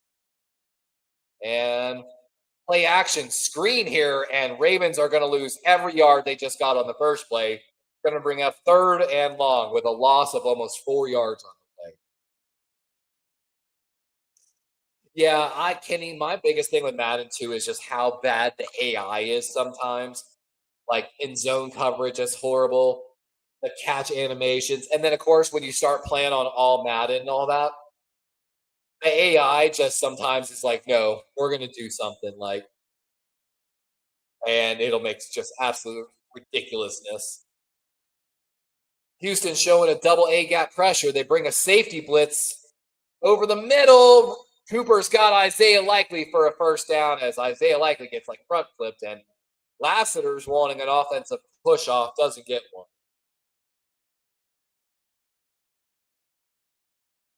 Yeah, as much as I like talk about it, Kenny, my go-to offense, I hate to say it in Madden, is like a power shotgun. I like to run like 3 and 4 wide receiver sets. I like to space out the defense and then just trust simple zone blocking and motions in that sense and number games and audible to runs nonstop. I like to call passes and audible to runs nonstop. Rush. Oh, and it's picked. Cooper easily. Cooper anticipated. I mean, that's a late throw. Cooper rush under pressure. The defensive back has all the time in the world to see that he's about to throw that ball, and a diving interception for Houston. Yep. And that's was that Price? And interception for Houston on Baltimore's first opening drive because we refuse to do what we need to do. Yeah, I appreciate you not ruining that for me. It's what's sad is like Gamecast. If I actually looked over at like StreamYard and paid attention to the Gamecast instead of comments, the Gamecast is so much farther ahead. But I'm illegally pirating this game because Paramount Plus refuses to do the right thing and air games, and even NFL Plus would not allow me to watch this game. So there was literally absolutely no humanly way possible to watch this game without illegally pirating and downloading it, of which we're doing. Um, so if you ever need to know how to do it, just let me know privately and I will tell you how to do it. Because fuck big media. Some weeks are better than others. And I wouldn't do it on like some devices like a phone, but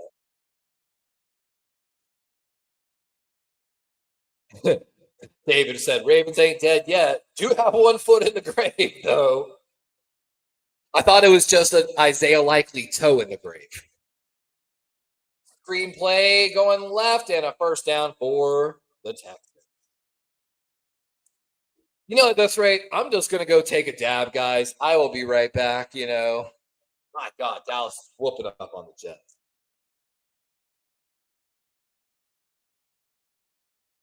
Yeah, that was an interesting game um, in London with Cleveland and all that.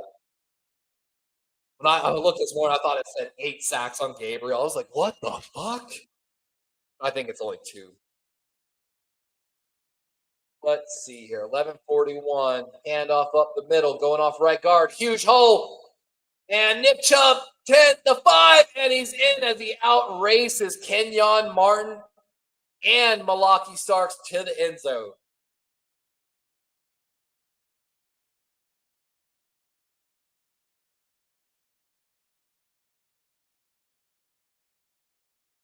And let's see here. Yep, Teddy Buchanan, nowhere to be found, man. Let's go. I know I picked the Browns too, David. Me too, man. Yeah, and not only that, Kenny, he outran two defensive backs. Nick Chubb just outran two guys that are like 170 and 190 pounds each. Like, fun fact: Houston has never won in Baltimore in the history of Baltimore. They are 0-8 in Baltimore. This is going to be Houston's first ever win in Baltimore, as they now lead 31-3 in the third quarter. Oh, I had already. It was like I was talking back. Hey, you're fine, Kenny. No worries, my boy. I had already seen it. No worries at all. I'm gonna go take a dab while we go to commercial break. At least the good thing is this: me and the girlfriend are going to get some Missions barbecue and get some brisket after the game. So at least I'll have that, right? 28-3, right?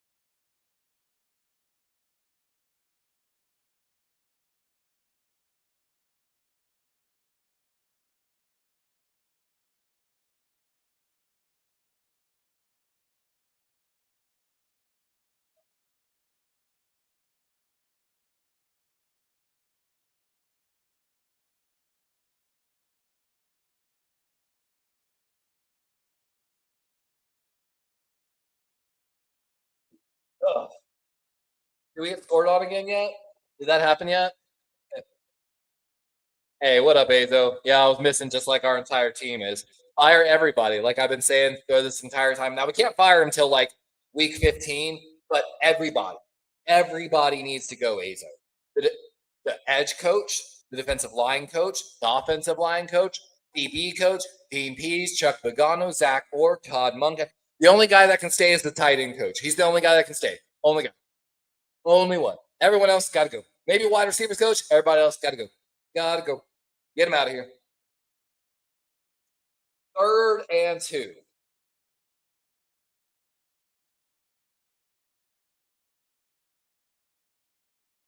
And off left guard, and nowhere as Henry is stuffed at the line of scrimmage as Ravens again get no push. Sorry, I was getting a drink and taking a day. Damn. Damn.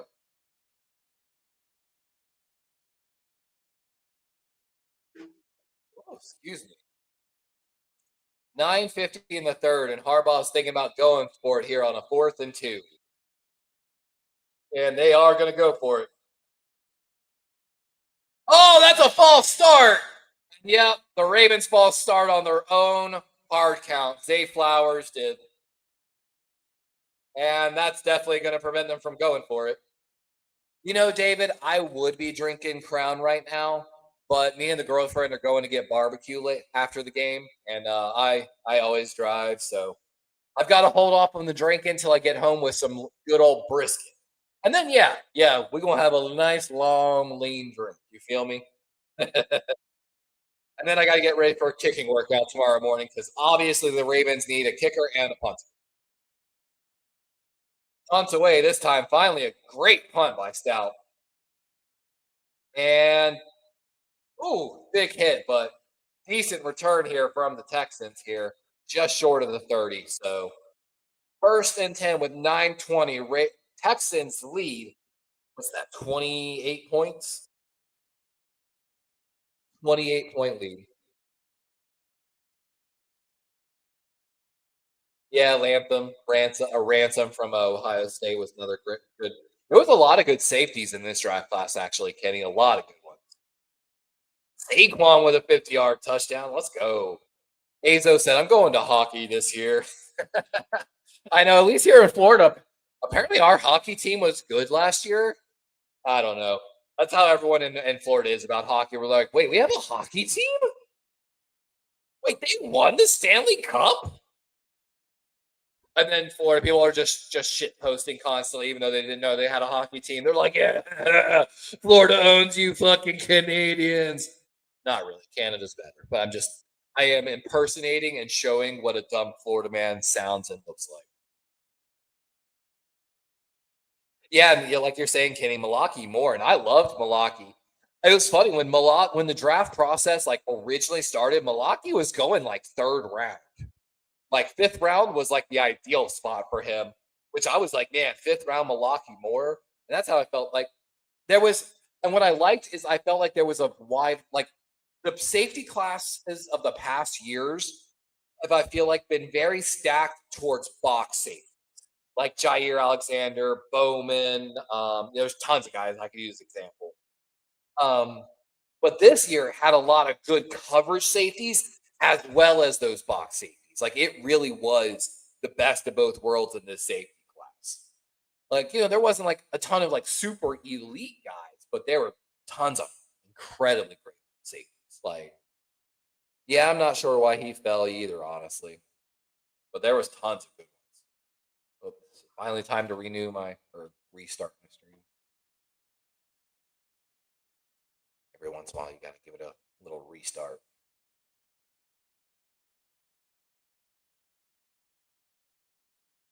There we go. Talk about they're showing Travis Hunter's in a commercial right now. Talk about another person that needs to probably stop making commercials and worry about his football career a little bit. Again, making the fucking Browns look like geniuses with that trade. Oh yeah, I understand, Kenny. No worries, my man. Do what you gonna do. Game's starting to lag up a little bit. At least maybe if the game's that bad, I can leave early to go get brisket. Right, right. Here goes Houston now trying to extend this lead. I expect to see tons of. Oh, they go play action pass to start and a huge catch by Jaden Higgins, and that's across the 40-yard line, so almost at midfield here on the first play. And again, no pressure from the Ravens on this play action pass. No pressure. And yeah, Liam Cohen needs to make him choose. Like,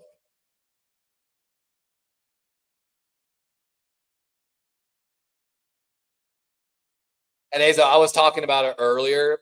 I knew this game was going to go bad and all that, but that's also why I am here because even when you know it's going to be bad, I'm a big person. I've been critiquing, and if I'm going to critique, I need to be here. And of course, my stream's starting to have little issues now. Yeah. But Azo, this Texans offensive line was the sixth worst passing offensive protection line in the NFL this year coming into this game. And we are getting zero pressure on them.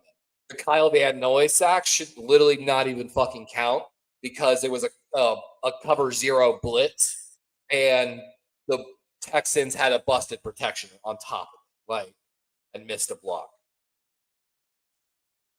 Texans are still passing here, and that's a short pass to the tight end and a first down and across the 50-yard line. So Texans are on the Ravens side of the field. And that's what I'm saying, Azo, man. I've been kind of rooting for him in a certain sense because whatever it takes to make sure everyone sees how bad this coaching staff is. Oh wow, Kenny says Dart fumbled in the Saints game, and the Saints got it back. And Azo, I agree. It's been too many years of us just making Lamar. Lamar makes something happen. We win the game, and in a win, no one's actually critiquing the problems. Is the problem?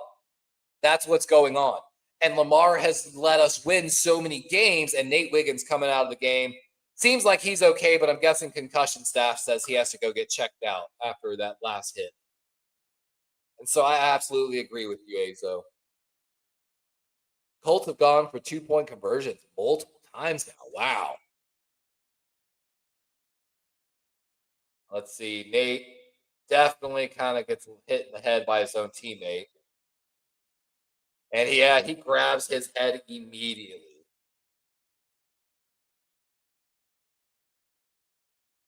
Yeah. It was probably more about the play, but and run going off left guard and maybe a gain of about 3 yards with a flag down on the play. Man,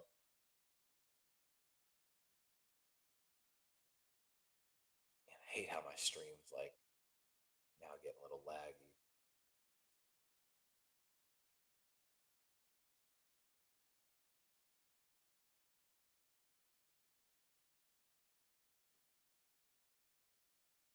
That's a little better. We get Henry to take pressures off him, and somehow games become even more predictable.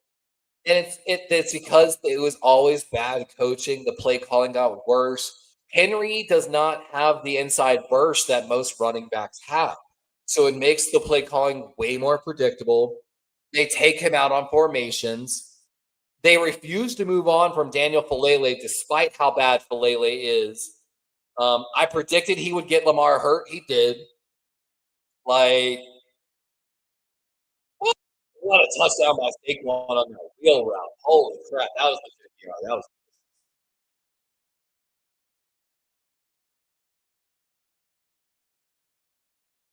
see here. Second and 7.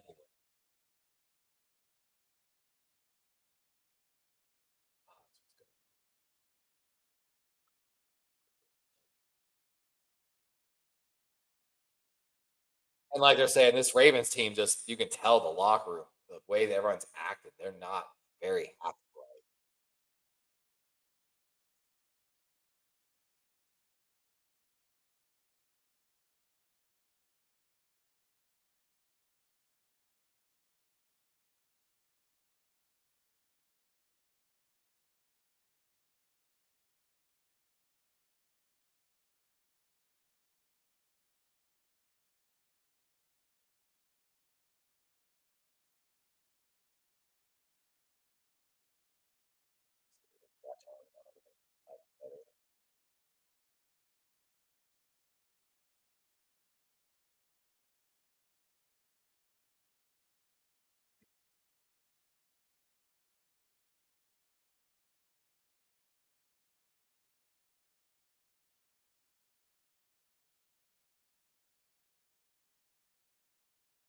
And on 3rd and 1, the Ravens finally make a stop. But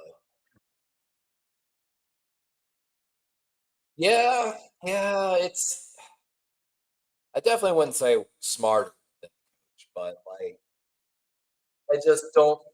I could definitely say I'm less complacent than the head coach. And I've been very vocal that I think it's been about complacency from the start is one of Harbaugh's biggest issues. Going back all the way to our loss against Denver after the Super Bowl. And even in, like I talked about, in the Super Bowl, it's not like we won a dominant game. We gave up a big lead playing prevent defense. It came down to a 50-50 catch in the end zone that could have been a penalty. It came Daniel Allegri, Balin Lewis. It came down to mile high miracles and double overtime wins.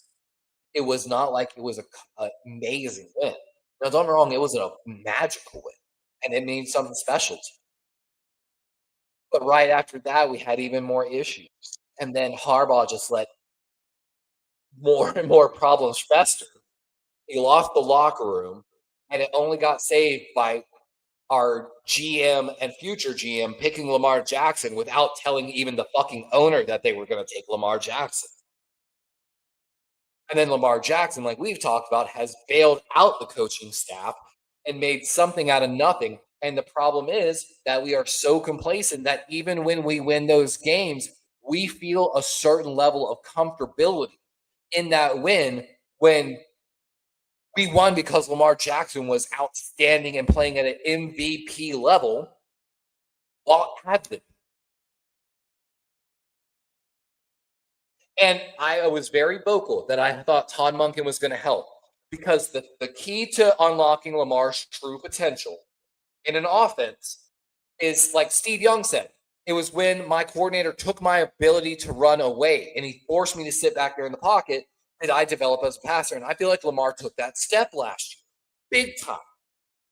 But now the problem is that play call coming in has already only a 10% chance of succeeding pre-snap.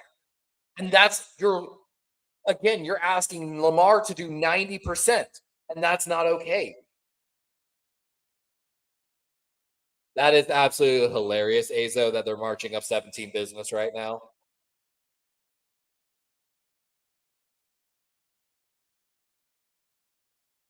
Keaton Mitchell getting the kick return this time, and absolutely nothing. Just lowers his head and goes into a pile. Poor Keaton. Like, and Ravens, there we go. Like Cooper Rush losing or getting sacked on that play, just losing a 4-man, 5 people losing to 4 people.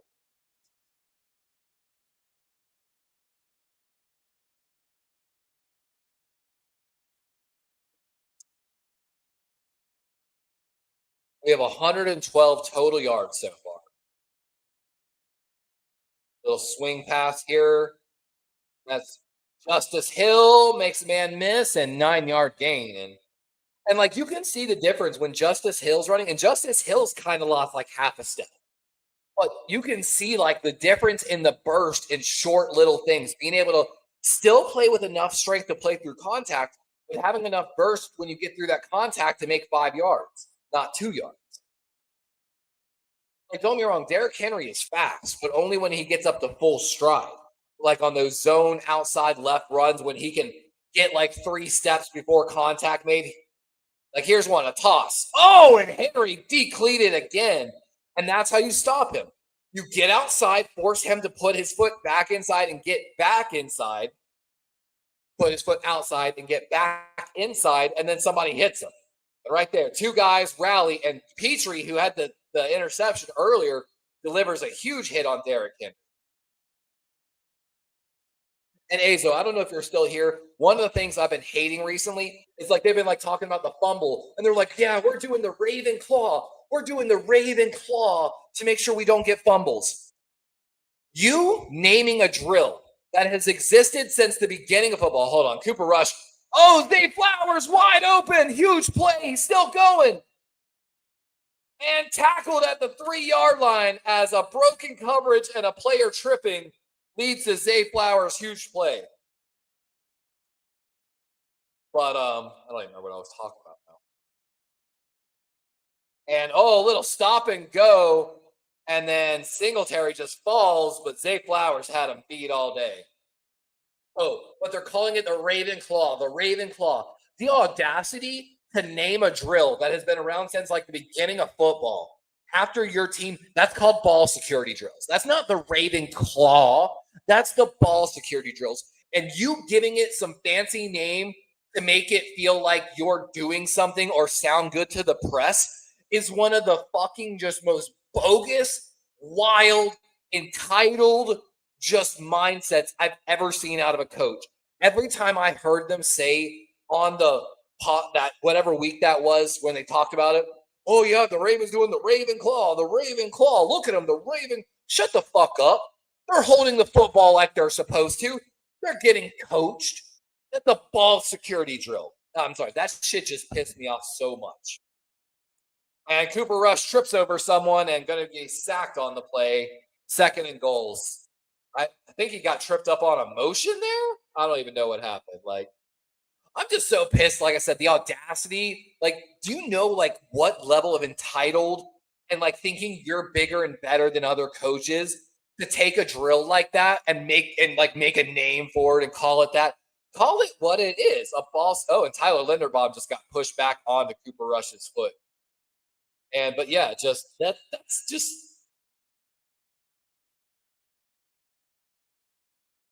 it's like me being like, no, it's not zone blocking, guys. It's Raven blocking. Yeah, we're Raven blocking. We're not zone blocking. We're Raven blocking.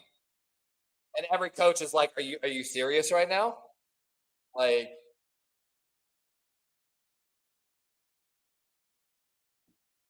I hate it. I hate it all. They're saying Ravens score on the Derrick Henry run.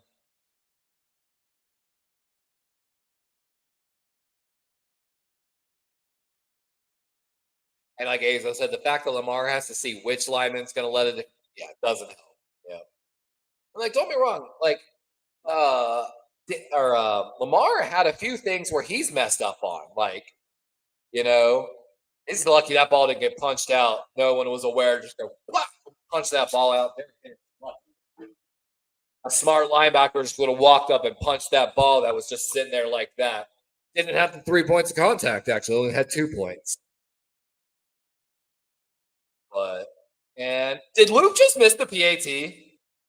That looked like it missed almost. And the point is good, but it's 34-10 with 2:41 left in the third.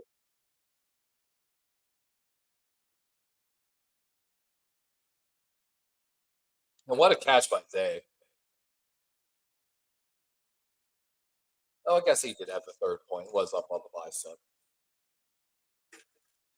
But yeah, that's just again, it just shows like some level that you think like how much better you are.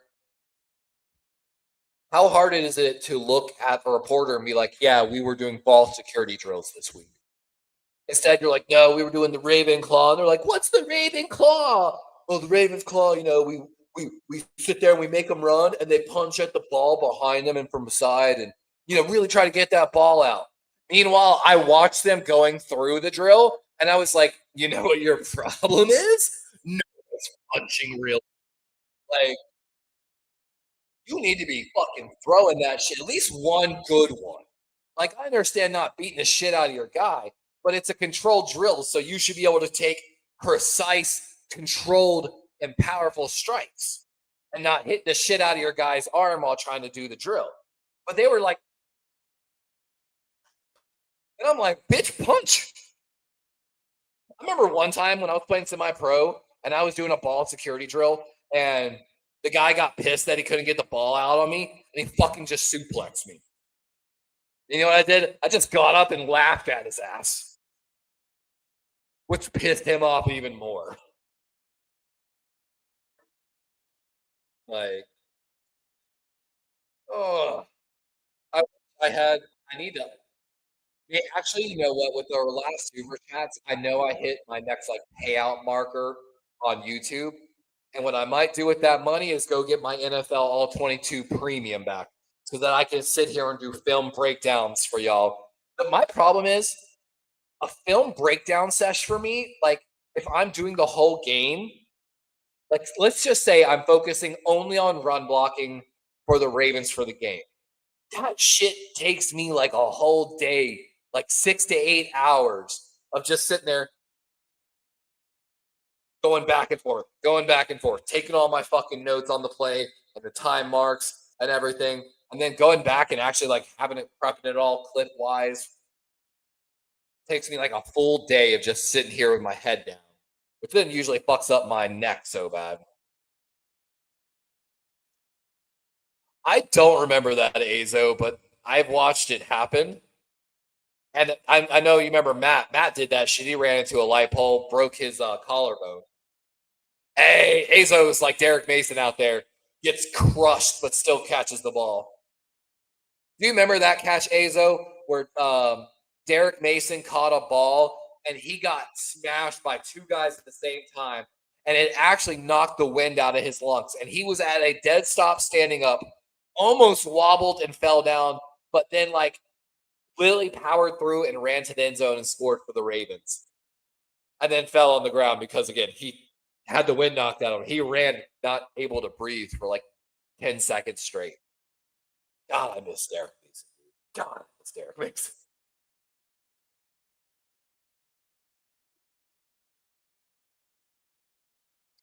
Derek Mason was just a receiver from a different time, you know.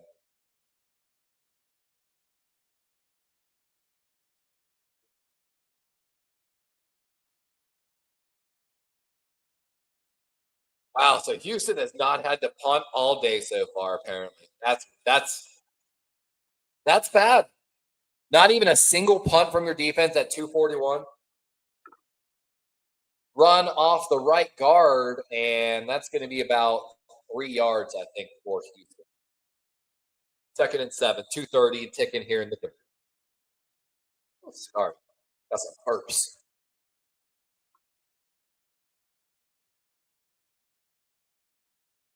Oh,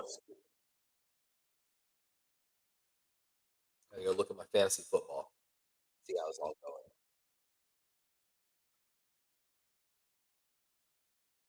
Man, it is lagging so hard. It's like I might lose. And I know Brock Bowers this week really hurt me in fantasy. Ashton got me 13. I got bummed from the Ravens defense, that's for sure. I need Baker to have his up day. Pressure. Oh, Stroud makes the blitzer mitts, rolls out right, and Jerome Simpson going to get a sack.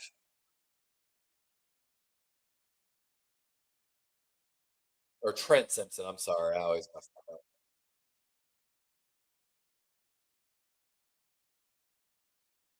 Let's watch here. So Tavius Robinson gets there unblocked and still misses. That's the worst. When you come unblocked and you still miss your guy, that's not a good look.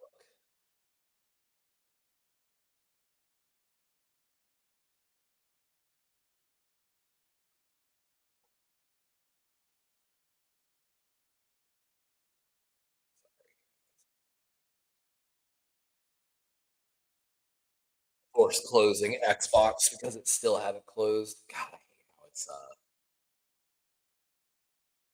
keeps lagging. So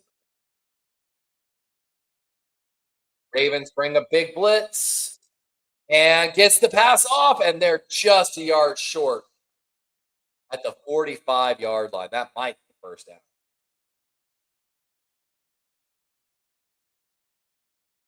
Are they going to go for this here?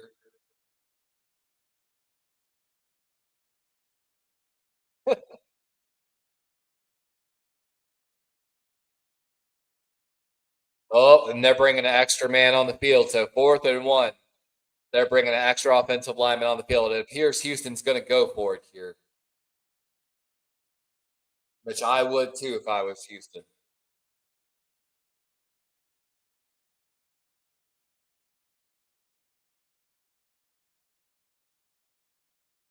And I've got it. Fullback dive up the middle and down at the 50-yard line. That's a first down.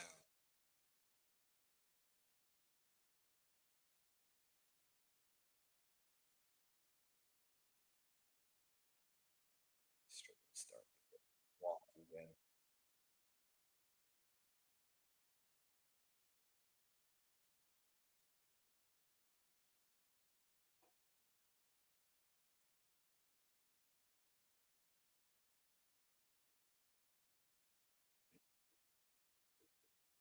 I know who picked the Jets for real.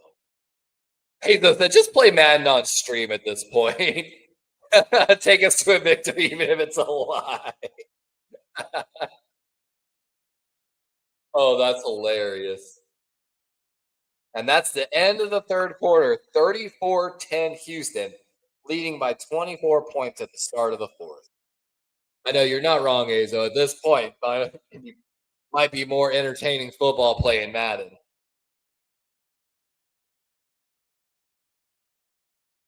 I know I should actually play one realistic Ravens season and just actually you know, I almost never play with the Ravens in Madden when I do play because I just one, I don't play online. Two, I don't play Ultimate Team. And usually when I'm playing franchise, I play just like Saquon Barkley does, which is funny. A few weeks was like 6 weeks ago, Saquon came out talking about Madden and all that because the cover. And they asked him he's like, no, I don't play head to head. I don't play franchise or Ultimate Team. I just play franchise and rebuild teams. And he's like, I usually rebuild the Jets or so he's like someone I has assets to trade away. And I never do Baltimore because I never want to trade Lamar Jackson.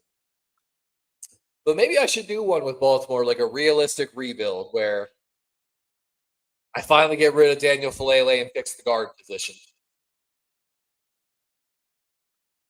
It would definitely be a rough one. Got to play with injuries on though. And what is it called? All Madden with injuries. Love with you and take away your very first pick of the draft. I feel like they'll be like, "Oh, you took someone and traded up for them? Here, let me destroy their entire rookie season with a season-long injury."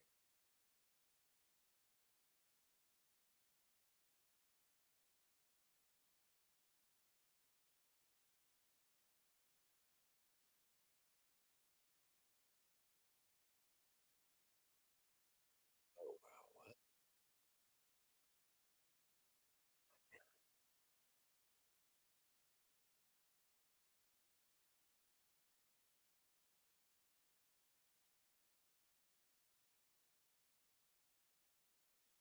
Interesting.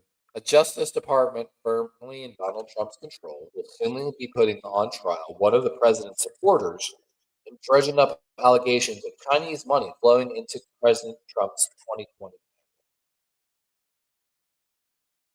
I mean, we already know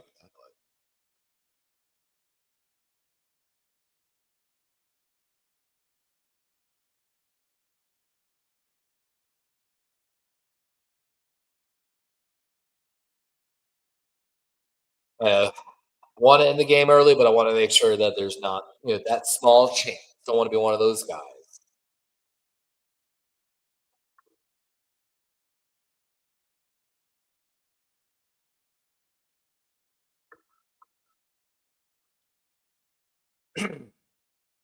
First and 10 to start the fourth quarter here. Texans on the 50-yard and little play action all the time in the world for Stroud. He's going deep, got a man wide open. And that's Christian Kirk down at the 3-yard line as the Texans are looking to deliver some kill shots. I agree, Azo. I agree. Kenny will agree with you too, probably.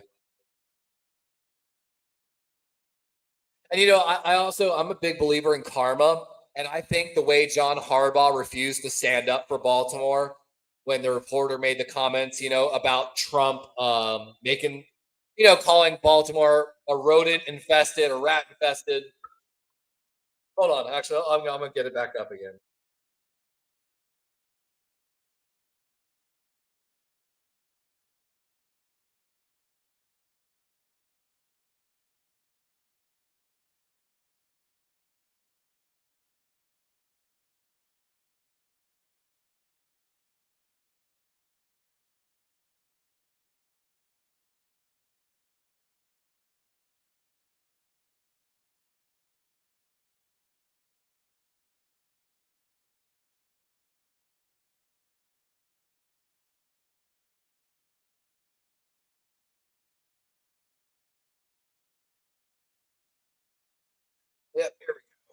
Pull it up.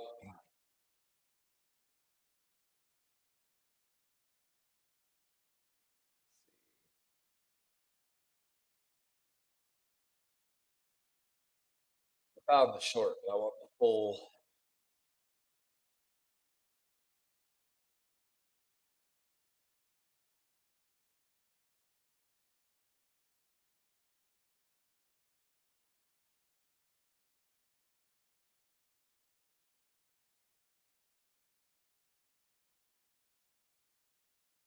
And touchdown, Texans. Gonna be 41-10. Yeah, he called it the worst city in the US, a place no human being would want to live, a hellhole, and a rat and rodent infested, disgusting mess. Were verbatim his comments about Baltimore. And the fact that John Harbaugh had absolutely no guts to stand up, and when the reporter brought that up and be like, I like how you're framing that question. No, he's talked shit about Baltimore for years. And Baltimore Ravens are they are a symbol of the community. And so when my head coach doesn't defend Baltimore, I've got no respect for my head coach. And when I've got no respect for my head coach, I when bad things happen to him, I'm just like, hey, shit, you kind of deserve this. I think you're kind of a horrible human being in that sense. Um, I'm doing good, Sponge. I'm excited to go get some barbecue. Me and the girlfriend are gonna go get some brisket after this. Wow. Kenny's watching the Saints Giants game. Scatabo fumbled it, and the Saints ran it back for a touchdown. My God. My God. We'll probably watch one more offensive drive by the Ravens, and after that, it's definitely ball game. You know what I mean? Like, yeah. Like,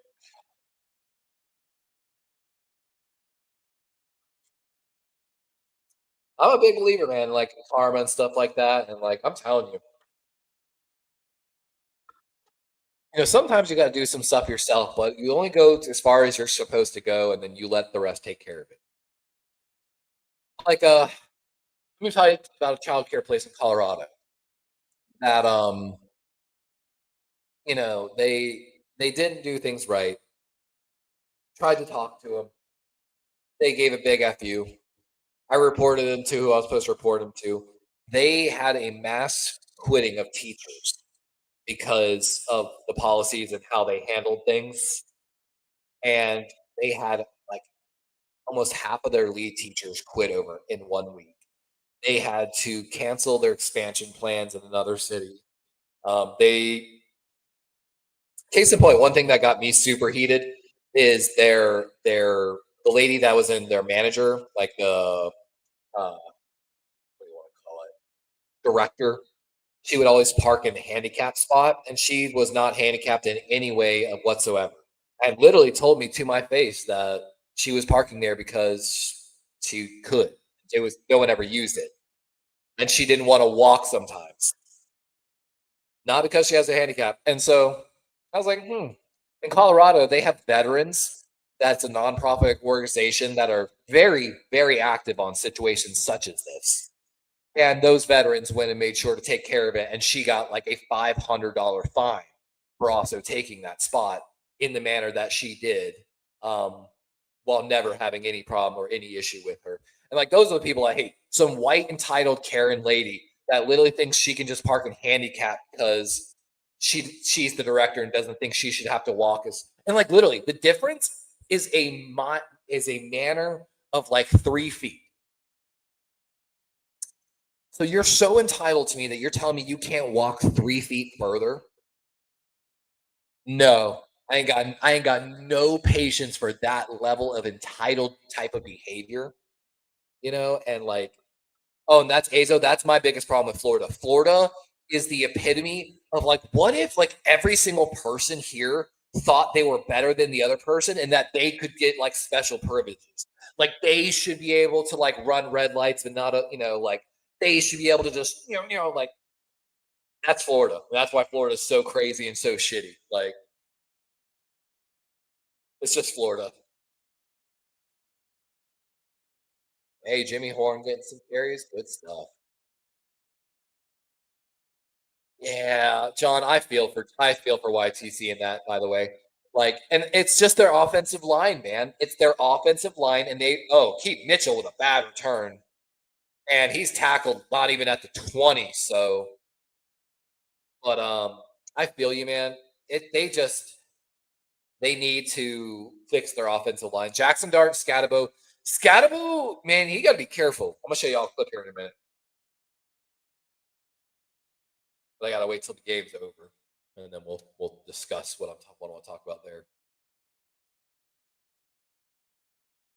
And see, I wish John Jay was that Steve because I like I said, I can't stand people that do shit like that. Like, cannot stand it. Like, I'm the type of guy actually. Like the other day, I went to the grocery store and someone pulled out one of the very first spots. So I could have parked in like the very first spot that's available for non-disabled. And I drove by it. And my girlfriend was like, "What?" And I was like, "I'd rather, I was always raised like I park in the back. I am very capable of walking that distance. I don't need any issue."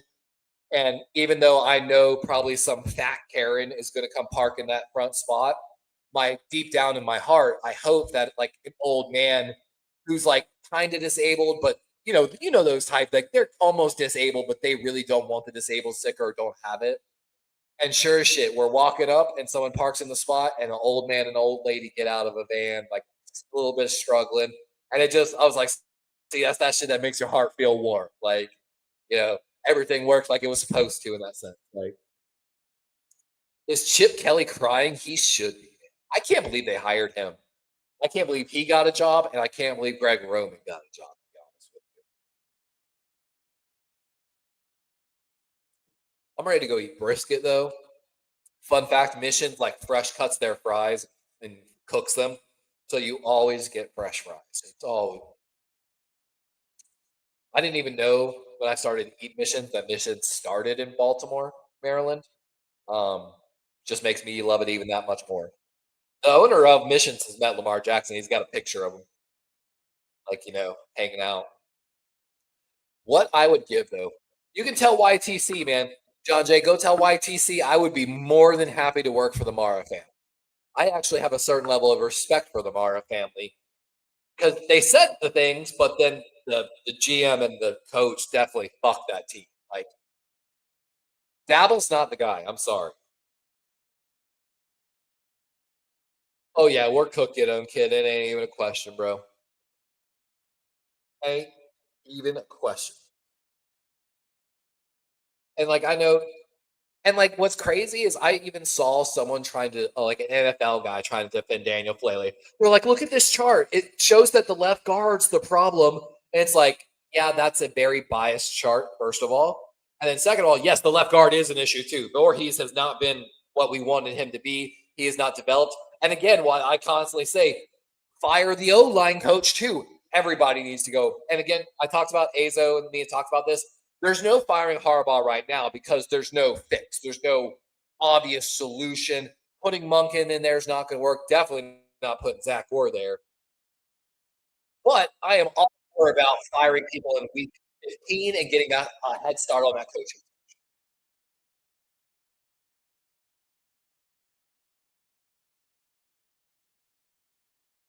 Yeah. Yeah.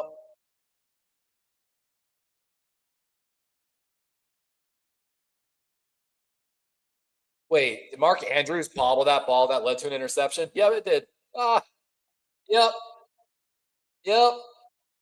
Gotta love what I didn't even get to watch that. And I told you about Mark Andrews and bobbling that ball. And my God, does it feel fucking redeeming to watch that happen? Like I told y'all, he has a problem with. I even told the liquor store guy that's my issue. As someone that has played tight end, against high level competition people, I don't like the way he catches the ball most of the time. Oh, what a catch! Wow, Houston just made something out of nothing there.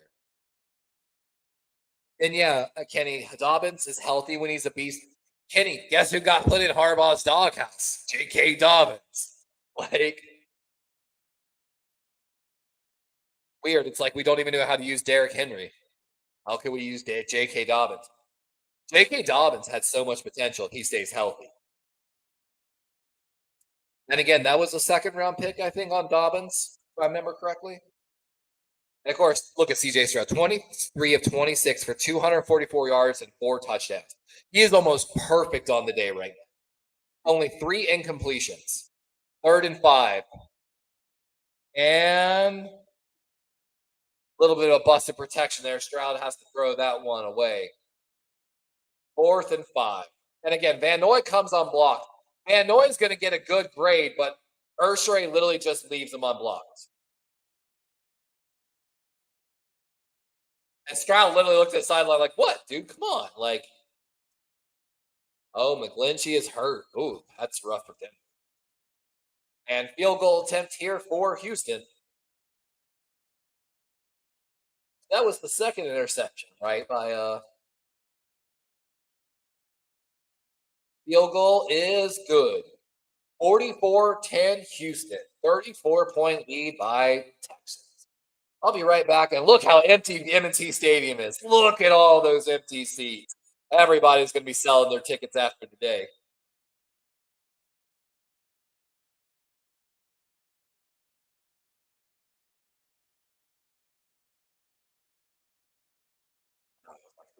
I'll be right back.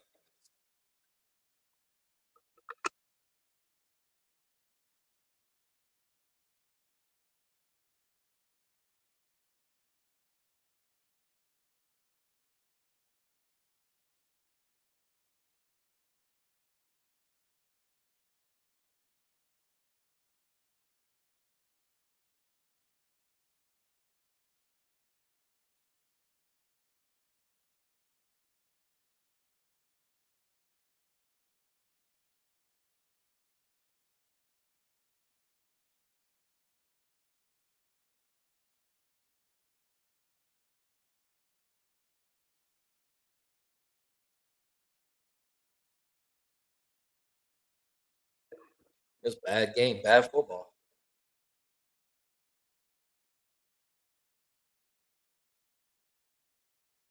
Did Jacoby Myers do nothing over there in Las Vegas? It's because they did Hunter Renfro dirty, man. That's why. Did Hunter Renfro dirty when they signed Jacoby Myers.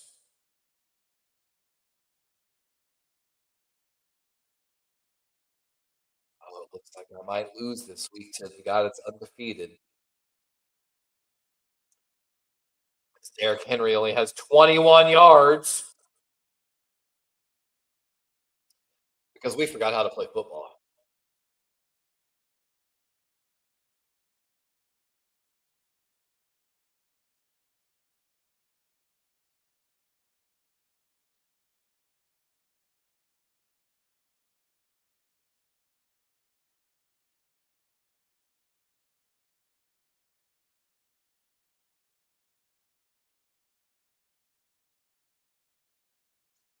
I'll say, not really.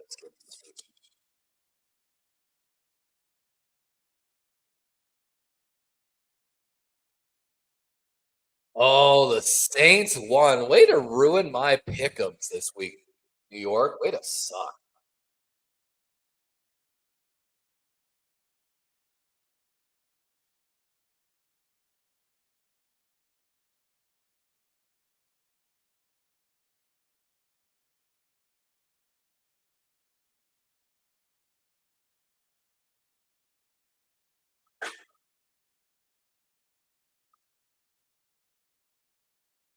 And we'll watch one more Ravens drive. Let's see what happens. We get another interception.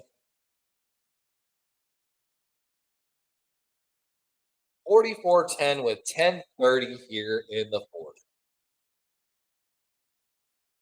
I know, man. I believed in Dart. I believed in him. Even though he is hurt, doesn't help he got hurt in the very first game he played in. I think it was a quad or hammy. He's got something that's bothering one of his legs right now.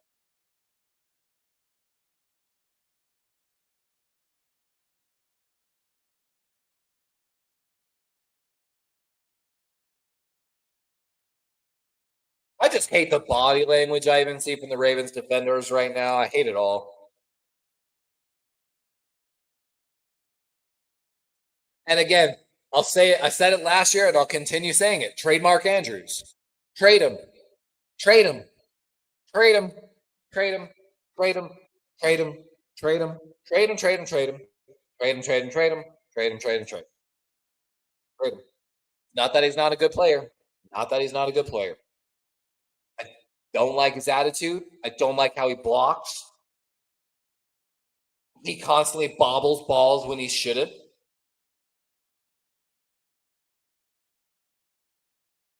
And yeah, like Kenny said, Winston should have been the quarterback. They definitely should have let Winston go up there, kind of like the Browns are doing. They put Joe Flacco in. Joe Flacco lost his job. Now Dylan Gabriel's getting his chance.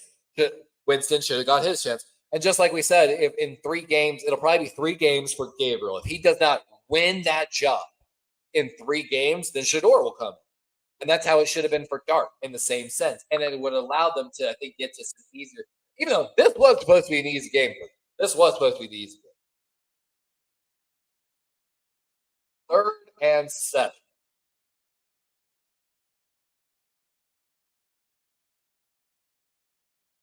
Likely a little bit of orbit motion here. Rush, short pass, and in the dirt. I don't think that got hit. I think that was just a bad pass. Yeah, he wasn't bad, but he wasn't what they needed to win, Kenny. The 2 touchdowns with like a 55, 57% completion percentage. Got to get that completion percentage up. Then again, though, I think he was under some pressure. He had at least 2 sacks. Um, I'm excited to go back and watch his tape if I can. Like I said, whenever I get my payout, I might actually get my NFL All 22 post Discord film watch sessions.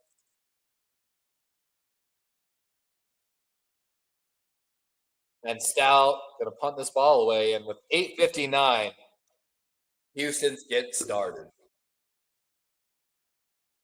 Well,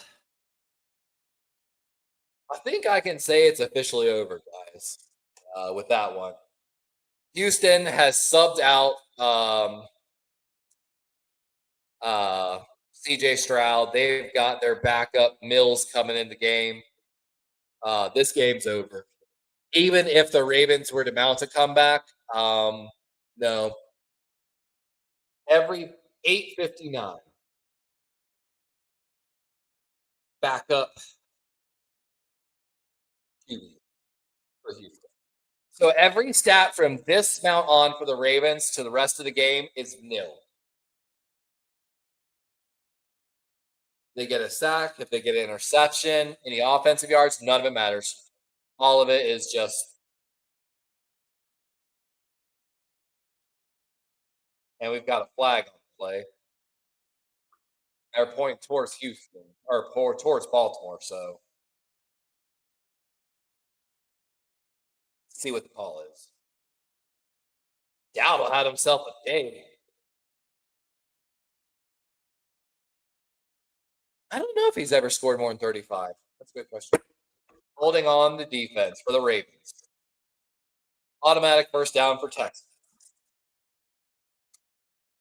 Well, guys, I mean, with that said, this game is over, right? They've got the backups in on basically both sides. None of the stats matter after this point. I wish I could see how the grades ended up being, but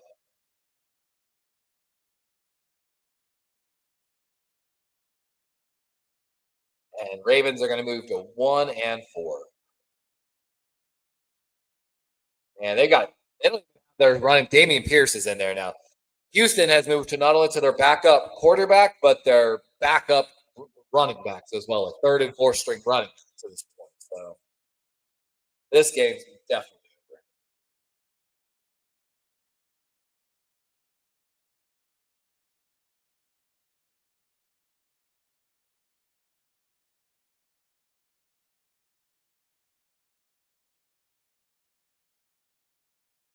Most points allowed through 5 games in franchise history. 14 touchdowns in 3 games allowed. Mills got a man over the middle, but dropped. That would have been a huge first down for them. What a throw by Mills. Davis Mills on money. Oh, Noel just outside his fingertips. I should pick around the league a little bit here. 3rd and 9, 7:42 in the fourth. Houston looking to extend the drive here. Noel, the man in motion from Iowa State. Ravens bring pressure. Mills gets hit and over the head of his tight end. Hit on the throw as Ravens are bringing pressure against backups trying to look better. And this is what I hate. This is they're probably going to make their defense look a little better, but I hope it takes into account that again, this is fourth quarter backups and this game's over. This is the first punt today for the Texans at 7:38 in the fourth.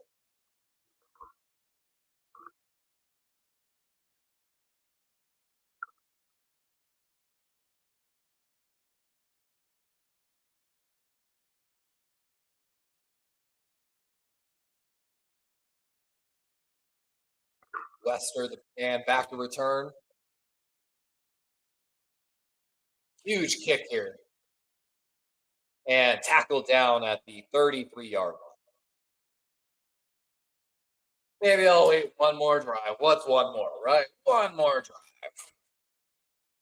Just so I can be like, no, please take those yards away from such and such and such and such and such and such.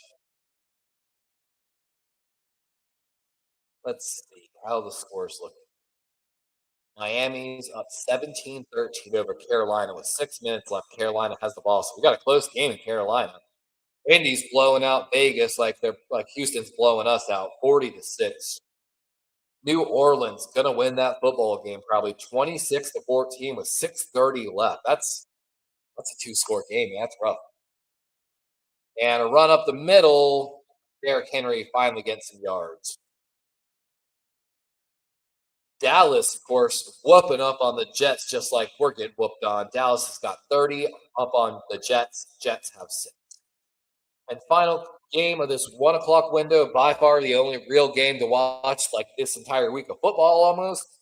Denver versus Philadelphia. Philadelphia leading 17-10, but they're actually just kind of getting started there in the fourth quarter. 11:08 left in that game. So definitely, if you're watching a football game, you should be going watching Philadelphia and Denver right now. Run off the right guard and first down finally, but and like they're saying, they're giving Derrick Henry finally carries in the fourth quarter in a blowout game. This is where Keaton Mitchell should be in the game. Hold on, I got to make a note of that. Right.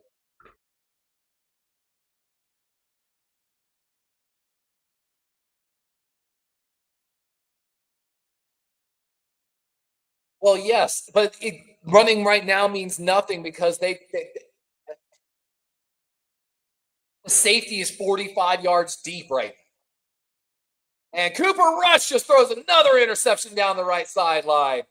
Great play, and the wide receiver didn't even try to go for the ball.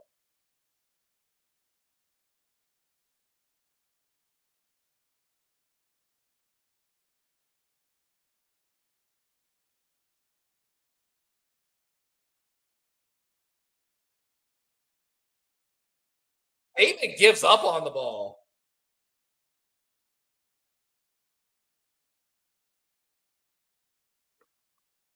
You know why Mark Andrews is so upset on that last interception too? Is because it's exactly what I've been faulting him on for years. And I've said he's costed us multiple games doing that. And I understand it's hard sometimes, but there are plenty of tight ends in the NFL. Charlie Kolar doesn't have that problem. I've never seen Isaiah Likely have that problem. There are plenty of tight ends in the NFL that have better normal pass catching. But,